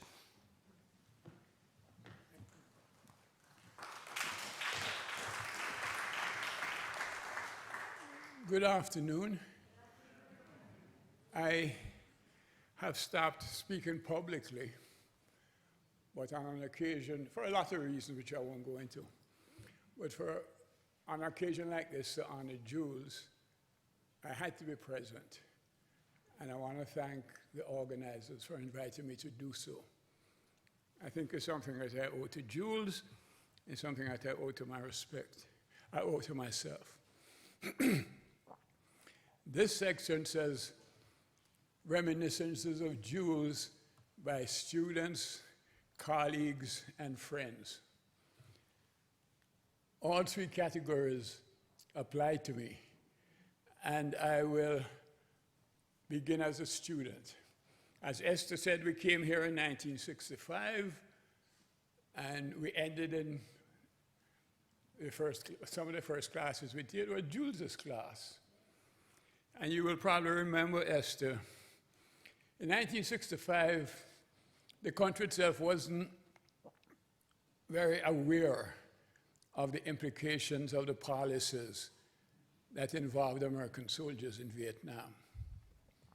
But I was aware of it because I had been in the Mississippi Freedom Democratic Party in Washington, trying to convince the Congress, the House of Representatives, to unseat the Mississippians. The Mississippi establishment didn't like it. So when a chapter of the MFDP in Meridian came out seriously and strenuously against the war in Vietnam, they leaped on that and put it in all the press and the New York Times. The Mississippi Freedom Democratic Party is un-American. They are attacking the policies of the United States. They may even be communists.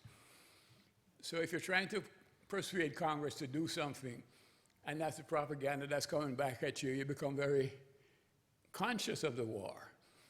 What had happened was they had drafted this black guy, a number of them, from Mississippi and sent him to Vietnam. He got killed, the body was shipped home, and the authorities in Meridian wouldn't allow him to be buried in the White Cemetery. So here's a guy goes to Vietnam, gives his life for democracy, for the Vietnamese people, and for freedom, and encounters that. And that's why the young people in the MFDP objected. That's background. Flash forward to Amherst now. And we're in class with Chametzky. Esther will probably remember that, with Jules. And one day he came in with a very thoughtful, mild expression on his face and spoke in a very calm voice and raised the question of Vietnam. So I addressed that issue, but I was very, very careful and diplomatic to say I thought it might be a mistake, that the policy could have disastrous consequences. The Vietnamese had defeated the French, And it was a civil war. America really had no business putting young American men there to fight. But I hope it wouldn't turn out to be a disaster, but it looked to me like it had the beginnings of disaster. But I said it it wasn't an attack on the country. But there was one guy in the class who took an immediate dislike to me, and I suspect to all black people. But he was talking to another member of the class and would tell him what he was going to do to me when he got a hold of me. And his friend came to me and said, look, you know, that guy's gone over to Hadley and told them that you attacked the United States, you attacked the government, and he's bringing some young men from Hadley to beat you up. But these were young farm men from Hadley. They were seniors in the Hadley High School. They were not thugs. And I discovered that when I came home one evening, a Friday, I'd bought a bottle of bourbon. I had it in my house, thank God. And there are these 8 or 10 guys standing on my front step waiting for me. But I knew who they were. And so we had a conversation, and they're surprised to hear me reasoning with them. And I explained what I had said. And I said, you know, I know you came to beat me. I'm going to defend myself. Some of us going to get hurt. Some of us may end up in the hospital. Some of us may end up in jail. But I have a bottle of good drinking whiskey upstairs. You can come upstairs and have a drink like gentlemen. I don't think anybody ever called them gentlemen. They came up, they had a drink. They didn't really know how to drink, and they left. That was in '65. And that was the consequence of being in Jules' class. Well, I mean, he must have been the only professor raising the question of Vietnam at that time. You remember that class, Esther? Okay. But in 1968 was the Tet Offensive, and colleges shut down all over the country. I remember now there was this group of very clean-cut, earnest young guys from Hadley who didn't know how to beat anybody up even if they wanted to. They were decent young men. And I'm walking through the demonstrations on the Commons, and this guy who was the epitome of 60s burn-up, long hair, raggedy blonde hair, was all raggedy, he was dirty, and his eyes looked spaced out. He came to me, and he looked like an addict, 60s burnout. And he came to me and said, Mr. Thelwell, you remember when some guys from Hadley came to beat you up? I said, yeah, of course I remember. He said, well, I was one of them. And I looked at him, and he didn't look like a Hadley guy to me, you know, long hair. I said, really? He said, listen, I went to Vietnam, and everything you said was right. You were absolutely right. And that was the sad part of that story. Now, I used to talk a lot, since I'd come from the movement, about life in Mississippi. And I tell all these stories, and Jules said, you know what, Mike? You ought to write those down. I said, really? He said, yeah, write them down and bring them to me. So I made a collection of these stories having to do with Mississippi, which Jules edited and published as Fisher Jumping on the Cottoners High, Tales from the Mississippi Delta. And this was the next year, '66 maybe. But I had no knowledge.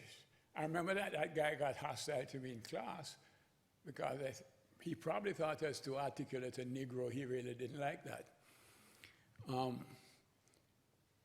But then I began to hear all the kickback when Fisher Jumping was published in the Massachusetts Review. Guys in the creative writing program, graduate students in English, and faculty started to say that, well, it's those liberals, Kaplan and Chametzky, over there at the Mass Review, and they're only publishing Thelwell because he's black and because they're liberal. They don't publish graduate students in the Mass Review. They make an exception for Thelwell. And that annoyed me, and I think it annoyed Jules. But the Lord's so good that the essay was selected as one of the best essays published in a literary magazine that year and got an award from the National Endowment for the Humanities. So that shut up this liberal bias argument. They couldn't accuse us of going to Washington and doing it. So Jules got a victory for that. Then, you know, we talk about Jules's intelligence and his commitment to a certain kind of progressive scholarship, all of which is true. But we'll also talk about his decency and his humanity.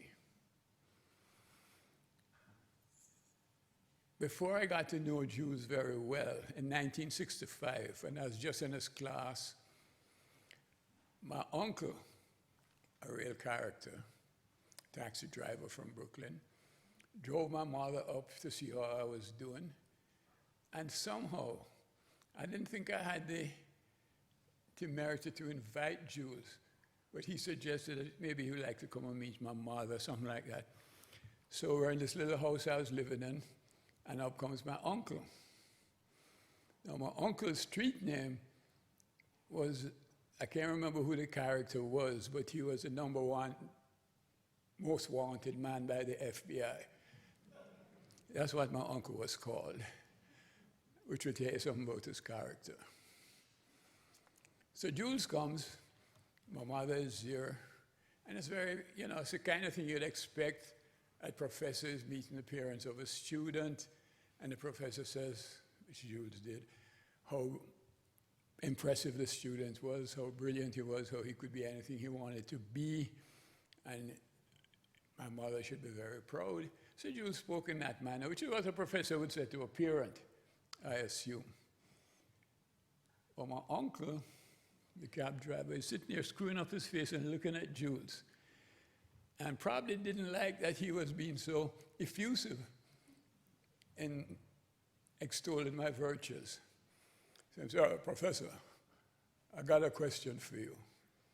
Jules said, yes, sir, Mr. McFarlane. He said, tell me something. How every time they catch an atomic spy in this country is a Jew? I said, oh, shit.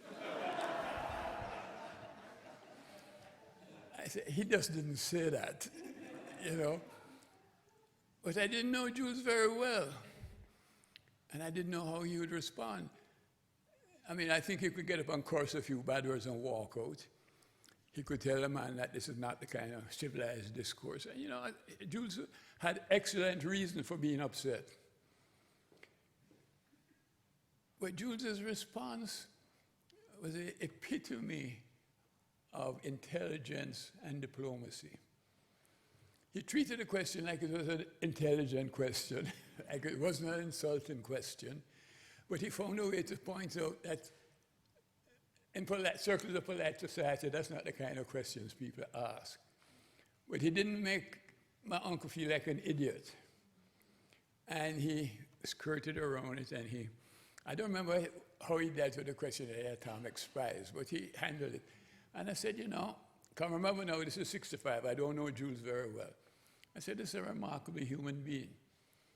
I was really very impressed with how he handled that.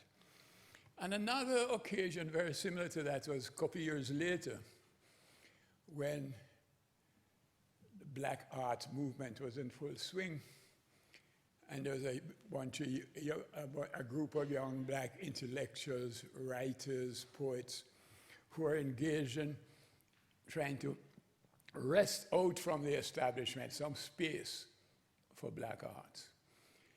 And Jules was at that time, along with some folks from the Partisan Review, there was an organization called the Organization of American Little Magazines. That isn't exactly what it was called, but something like that, right? Yeah, Coordinating Council of Little Magazines. And Jules was the president. And so the Black Arts guys were having a meeting to which I was invited to figure out how they're going to engage the establishment. And I told Jules about it, and I said, you know, why don't you come with me? I wasn't thinking very clearly. I'd been in Amherst too long. I get there, And these are people that I know. And they're people who I think know me from my writing, from my work in the movement, that they should have some confidence and respect in me. They walked into an attitude.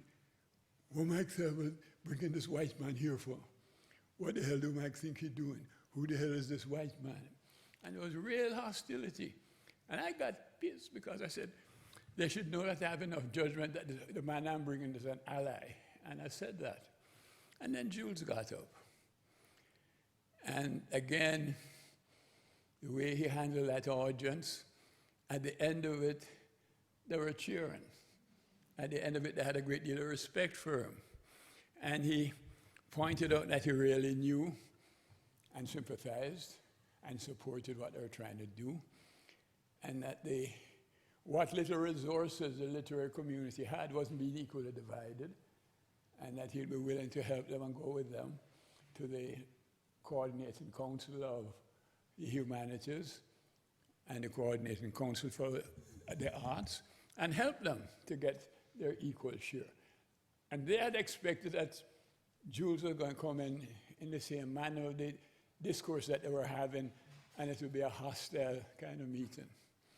So much so that just a couple of years ago, I was in D.C. for some political purposes.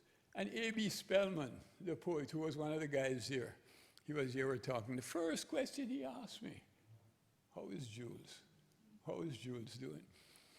And that tells you something about not only the political skill that Jules had, but an innate and instinctive decency and fairness that can be learned. You don't get it as a part of an ideological programming.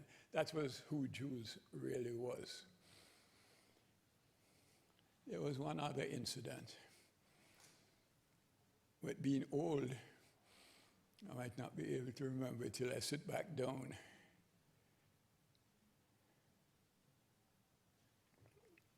There was one other incident which illustrates that quality that I've been talking about with Jules, but as I predicted, I won't be able to retrieve it right now. Time is of a premium, so I will end there.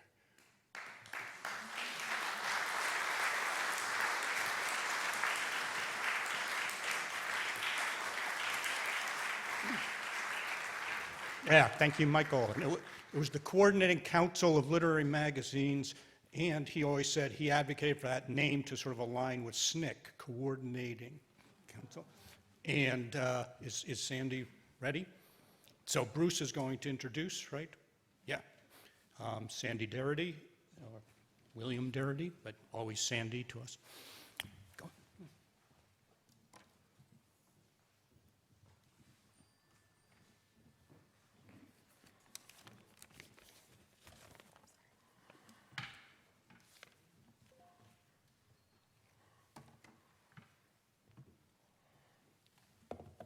It's a good house. It's a very good house. Thank you for coming. Two quick thoughts. He would have loved this. He really would have loved this. It's appropriate. And the second is that the legacy is in very good hands. Thank you. So, this commemorative day for our dear friend, esteemed colleague, and intrepid comrade Jules Chametzky also marks a homecoming for our native son, William Darity Jr., better known as Sandy. Born here in 1953, Sandy attended local schools before starting a storied academic career that has taken him across the United States, from Providence to Pomona, and abroad from London to Alexandria, and many places in between. His early years in North Africa owe to the career of his distinguished father, who merits some attention here. William Darity Sr., or Bill, was a pioneering public health official and civil rights campaigner on a global basis, who spent a decade working for the World Health Organization as a consultant for both the UN Relief and Works Agency and for Palestinian refugees. the oppressed and disadvantaged of his generation did not have a better friend or advocate. Then in 1964, he completed his education, earning the distinction of the first African American to earn a PhD at the University of North Carolina. Over a century and a half after its founding, which leads you to believe they didn't want to rush into anything.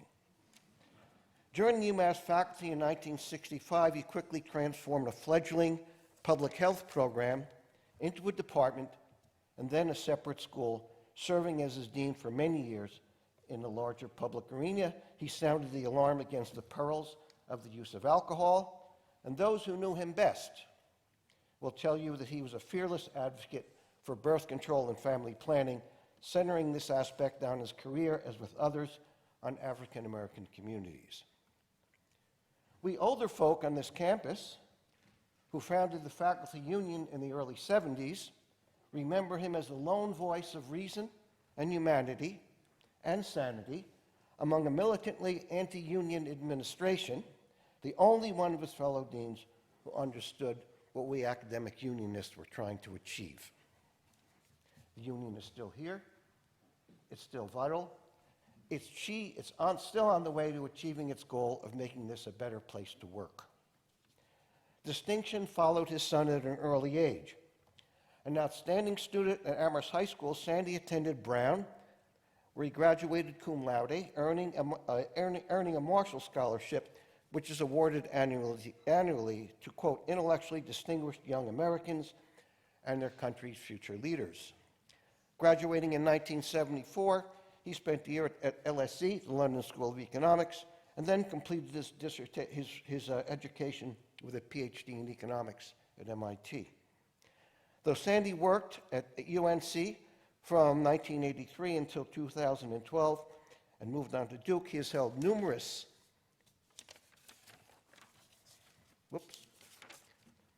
professorships and institutional chairs over the years, including the Federal Reserve, the National Humanities Center in North Carolina, the Center for Advanced Study in Behavioral Science at Princeton, and closer to home, the Radcliffe Institute. In addition, he is a former head of the National Economic Association and the Southern Economic Association. His many plaudits for excellence in the study of economics include the Westerfield Award in 2012, awarded to the highest honor conferred annually by the National Economic Association. Sandy is currently professor of public policy at the Sanford School at Duke University. It's not possible in this short space to explain his voluminous academic work that has brought him such acclaim. It's enough to say that his many papers have focused attention on inequality and comparative and historical perspective from days of the transatlantic slave trade through the old and new Jim Crow. He early on nursed an interest in reparations and has returned again and again over the years to the enduringly relevant question of compensatory justice for enslavement and segregation of African Americans. His 2008 paper, playfully entitled 40 Acres and a Mule in the 20th Century, stimulated much needed discussion, and his 2020 study with his wife, Kirsten Mullen. Is Kirsten here? Is Junkie here? Junkie, Sandy's sister, another Amherst product. Thanks for coming. Their book, From Here to Equality, Reparations for Black Americans of the 20th Century, stands out as the most important word on the subject. So where does Jules Chametzky fit in, you might ask? One of Jules's more cautious but perceptive colleagues, a square, you might say, back then, once noted that he not only supported civil rights, but enjoyed genuine friendships with numerous African Americans. How do you do it, he asked. Jules said, well, you have to start early. He'd been active in civil rights as a graduate student in Minneapolis, and when he and Ann moved to Amherst, he stepped up his commitment. And in 1969 or so, following the public of the Kerner Commission report, which famously declared we were becoming two separate societies, one black, one white, and unequal, He joined together with a group of concerned citizens in town to investigate race relations in Amherst. Jules thought it would be a good idea to recruit a younger voice. He picked out Sandy. Sandy joined the committee. So he started early too, and he's still doing it. Sandy.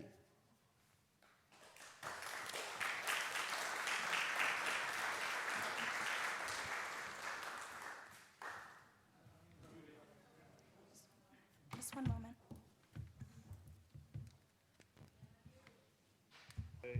In this celebration of Jules Chametzky's life. Jules was an individual whose advocacy of social justice, whose scholarship and his mentorship all intertwined in such a way that they are inseparable. I'm also grateful for the reminder that I served on this commission with Jules in Amherst circa 1969, where we were attempting to address issues concerning race relations in the town of Amherst. I must say, you know, the town has never actually changed its name, which is something that should be given serious consideration. But that was not a topic that we broached in 1969. We were focused primarily on the question of Black-white relations in the town. I'd also like to thank Peter Chametzky in particular for giving me the opportunity to speak today, and to Jim Hicks for helping to organize this event, and to Leah Marie Suarez Orozco for all of the help and support she's given in the process of putting this together. I'd also like to mention Rob Chametzky, who shared his father's story with me in a series of emails about the ways in which their family benefited from access to the German government's reparations payments to Holocaust victims. And as a sidebar, we had somewhat of a discussion, a very brief discussion about John Maynard Keynes's essay, Economics for Our Grandchildren. I'd like to start by also recognizing my sister's presence in the audience, John Key Darity, because our personal family history is actually relevant to the conversation that I'd like to pursue with you today. John Key and I are individuals whose great-grandparents on both sides of the family were the children of persons who had been enslaved. And in fact, we knew our great-grandmother, our mother's grandmother, who was our great-grandmother, we knew her quite well because she lived into the early 1960s. And so as a consequence, we had the opportunity to interact with her, and she would tell us stories, both family lore as well as folklore, on the porch at our grandmother's house in Wilson, North Carolina. And then mention was made of our father, and I would like to note a couple of things about our father. One of those things of note is that he was the individual who started the School of Public Health at Amherst, at the University of Massachusetts at Amherst, but also he was instrumental in the formation of the CSEBS program, which increased dramatically the presence of Black and Latino students at the university. And it's also noteworthy that Jules Chametzky was one of the faculty members that was extremely supportive of that effort. And there were some faculty members who were not. So I've been asked to talk about reparations today, which is a subject that is obviously close to my heart.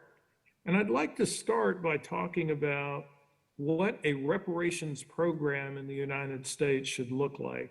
What are the 4 pillars that are relevant to a reparations program? And for anyone who's interested in looking at a more detailed discussion of these issues, I urge you to take a look at the most recent edition of our book, Kirsten Mullins and my book, From Here to Equality: Reparations for Black Americans in the 21st Century.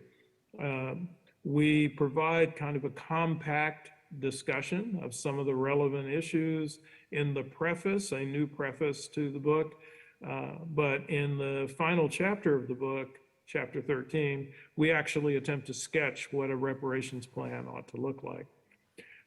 And there are 4 pillars to this reparations plan. The first concerns who is eligible to receive African American reparations.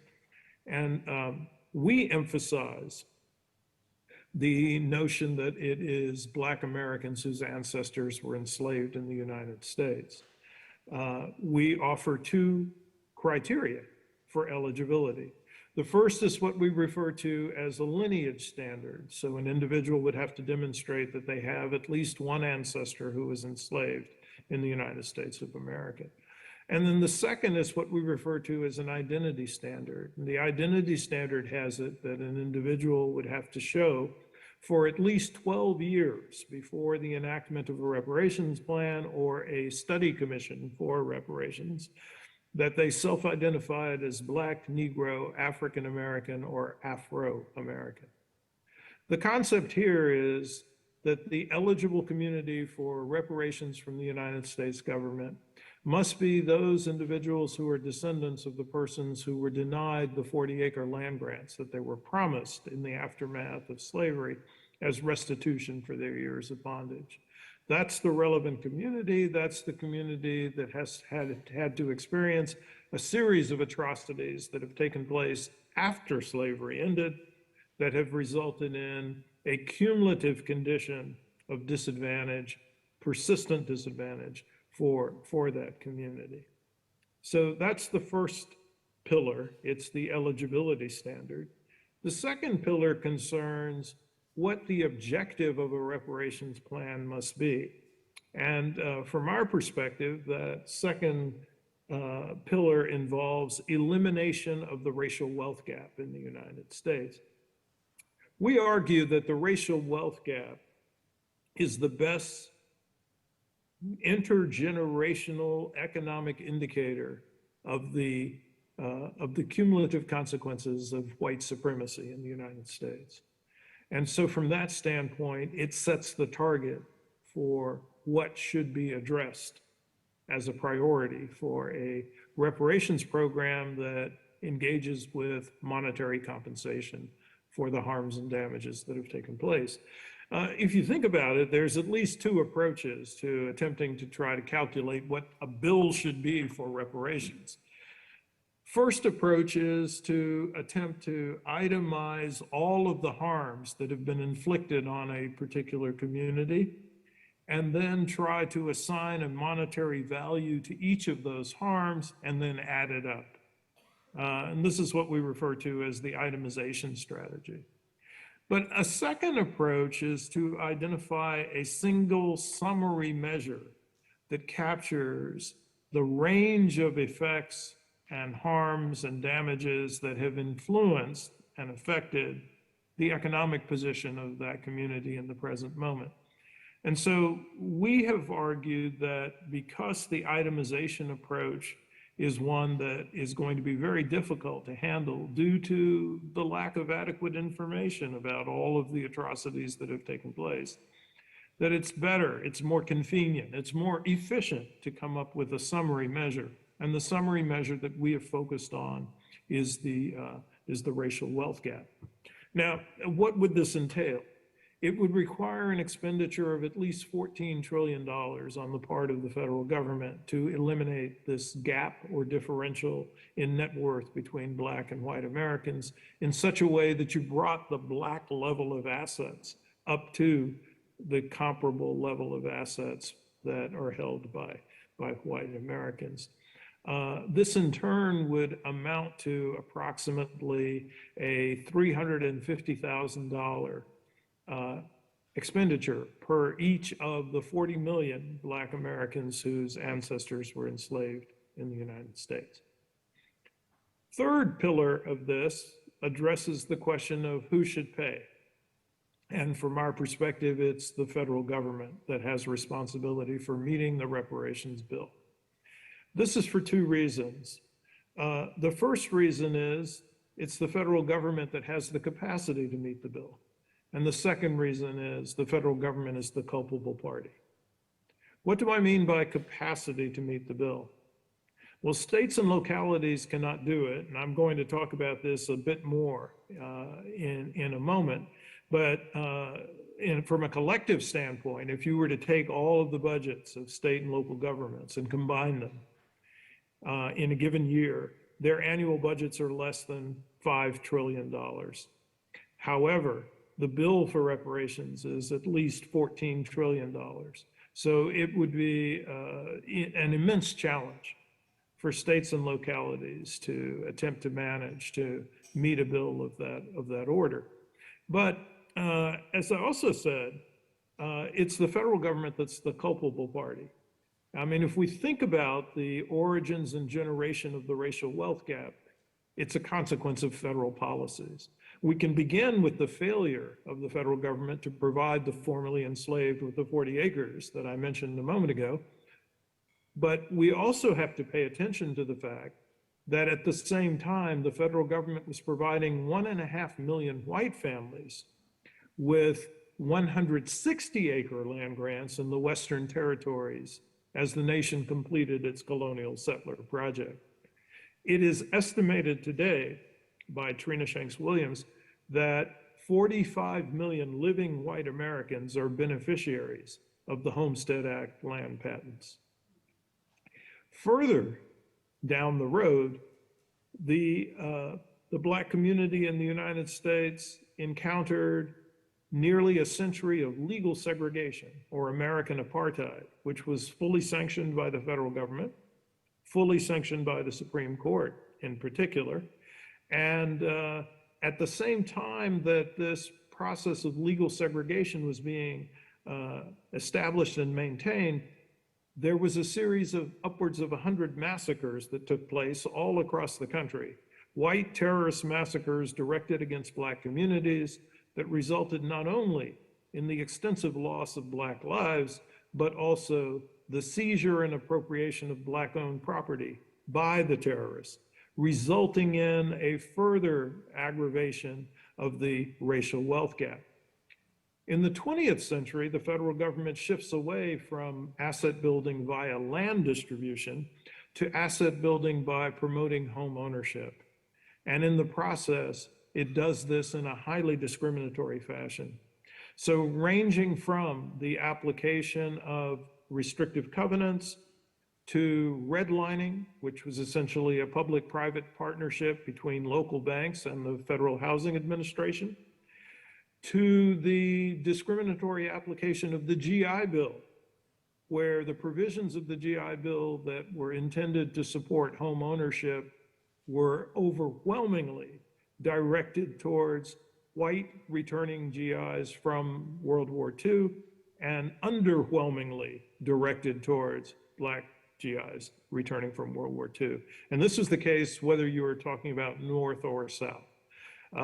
So as a consequence, the whole mechanism for building a middle class in the United States during the course of the 20th century, a mechanism that was anchored on developing an asset position with respect to home ownership and home equity, was largely denied Black Americans while it was provided on an extensive basis to white Americans. And then subsequent to that, you had the federal highway program that was introduced in such a way that interstates and other types of freeways were cut through the heart of Black business districts and Black communities, thereby further reducing the asset position that was held by Black Americans. And so federal policy is directly responsible for the racial wealth gap, and hence the federal government should have the responsibility for addressing it. And one final related point is the fact that it was a nationwide phenomenon that's associated with the practice of white supremacy. It was not confined to any single municipality or any single state. There might have been some variations in the ways in which white supremacy operated in specific locations, but it was clearly a national project. And so, as a consequence, it should be addressed as a national responsibility. Now, I mentioned that it's not feasible at the state or local level for the reparations bill that I've described to be met. And I'd like to talk in a bit of detail about specific states and localities to give you a sense of the magnitude of the shortfall. Let me start with the state of California, which has in place in the present moment a task force that is supposed to try to develop a reparations plan for that state. Now, if our target is elimination of the racial wealth gap, if California were to attempt to erase the black-white net worth differential for its own Black residents, it would require an expenditure of at least $650 billion. And the state's collective budget is about $300 billion. The city of Evanston, which claims to have introduced the first reparations plan in America, if it was to address the racial wealth gap for its residents, it would require an expenditure of in the vicinity of $3 billion, while the city's budget is about $300 million. And then let's take our hometown of Amherst. Amherst has approximately 2,000 people who would be eligible for reparations. To eliminate the racial wealth gap for them would cost at least $600 million, and the town's budget is about $180 million. So it's not really feasible for individual cities or states to address this enormous racial wealth gap. Now, in the context of California's commission, it's become so clear that what they refer to now as the national model, the objective of eliminating the racial wealth gap across the country, is not something that's transferable to California. So as an alternative, they are using what they call a harms or a specific harms model, trying to identify harms and damages that occurred uniquely in California that are subject to forms of restitution. But again, you're confronted with the problem that if you had a comprehensive accounting of all these harms and damages, the state probably could not meet that bill. So if anything, if California is going to move forward with what it is calling a reparations project, there's going to have to be a limited range of harms that are addressed. This means that the project becomes manageable, but it remains inadequate. And if we want to think carefully about the inadequacy of the local or state efforts, Evanston gives us a very, very clear illustration. So Evanston has established a program where it is providing $25,000 for the purposes of either purchasing a new home or for the purposes of reconfiguring or remodeling or making improvements on an existing home for individuals who were subjected to housing discrimination in the city in the period between 1919 and 1969. So it's $25,000 per applicant for compensation. This means that when the city sets as its ultimate budget for meeting this compensatory requirement, sets as its ultimate budget $10 million, it means that 400 individuals can be served. And thus far, the city has only allocated $400,000 out of that 10 million figure, and that means that there have only been 16 recipients thus far of their so-called reparations plan. And it's interesting, of course, because this is far below the total number of individuals who presumably would be eligible under this particular plan, which means that the city is going to have to run a lottery to provide reparative justice for its local residents. So I would like to argue that local reparations and state reparations are a detour that, I'd feel much more comfortable if states and localities that are attempting to do something reparative along these lines would not claim that they're conducting reparations plans. Suggested, we've suggested on a number of occasions that these kinds of initiatives be called racial equity initiatives, but they should not be given the presumptuous title of reparations because they do not meet that target, goal, or level of ambition.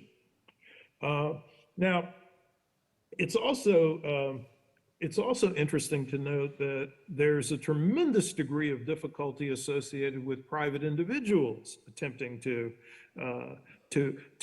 conduct what they're calling reparations. So, for example, there is a project that's called Reparation Generation, which is reliant upon private donations that are somehow going to be transferred in some way to the eligible Black Americans.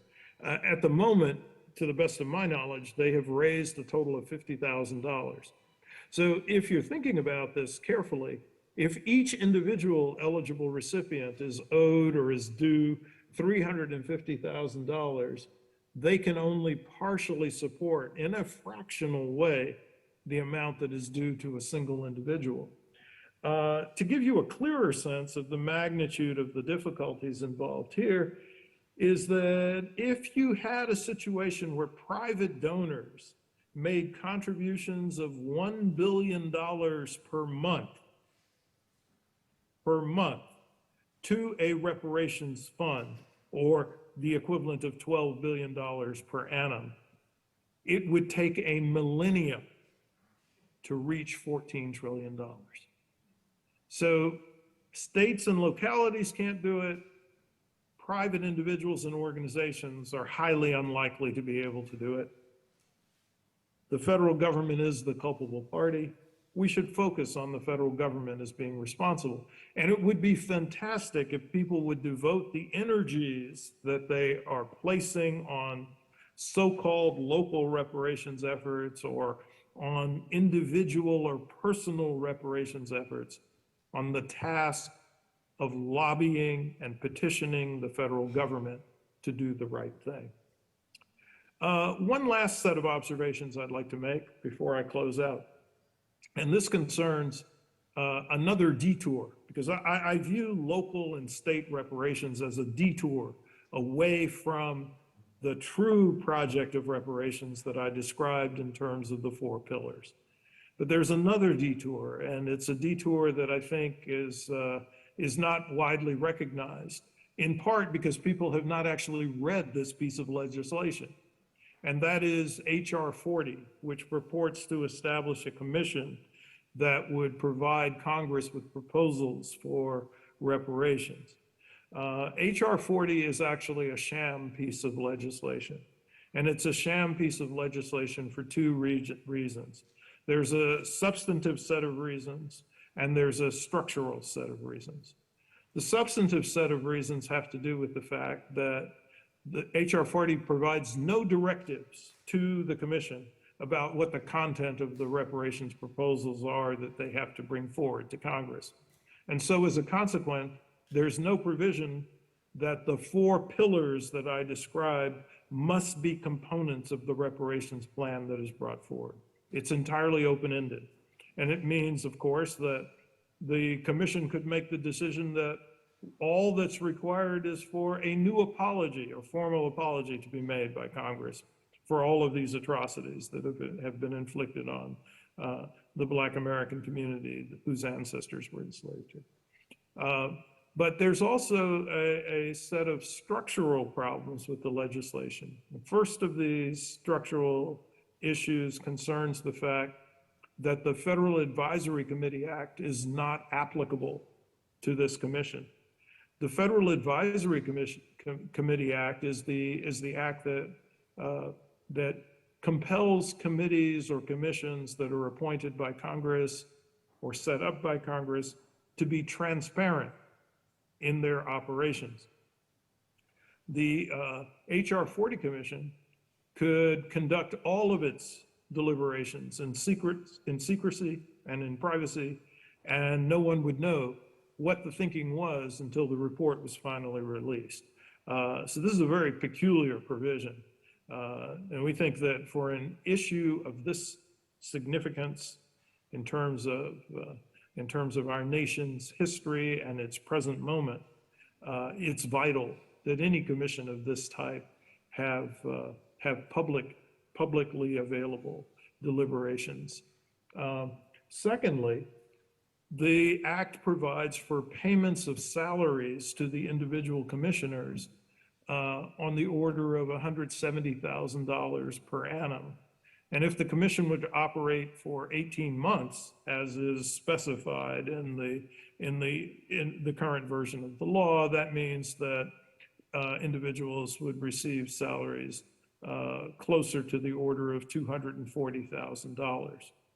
Now, you know, in the thinking that we have done about this, Carson Munn and I think that there is a really, really serious problem associated with making monetary payments to participants on a commission that has this degree of moral mission for the nation.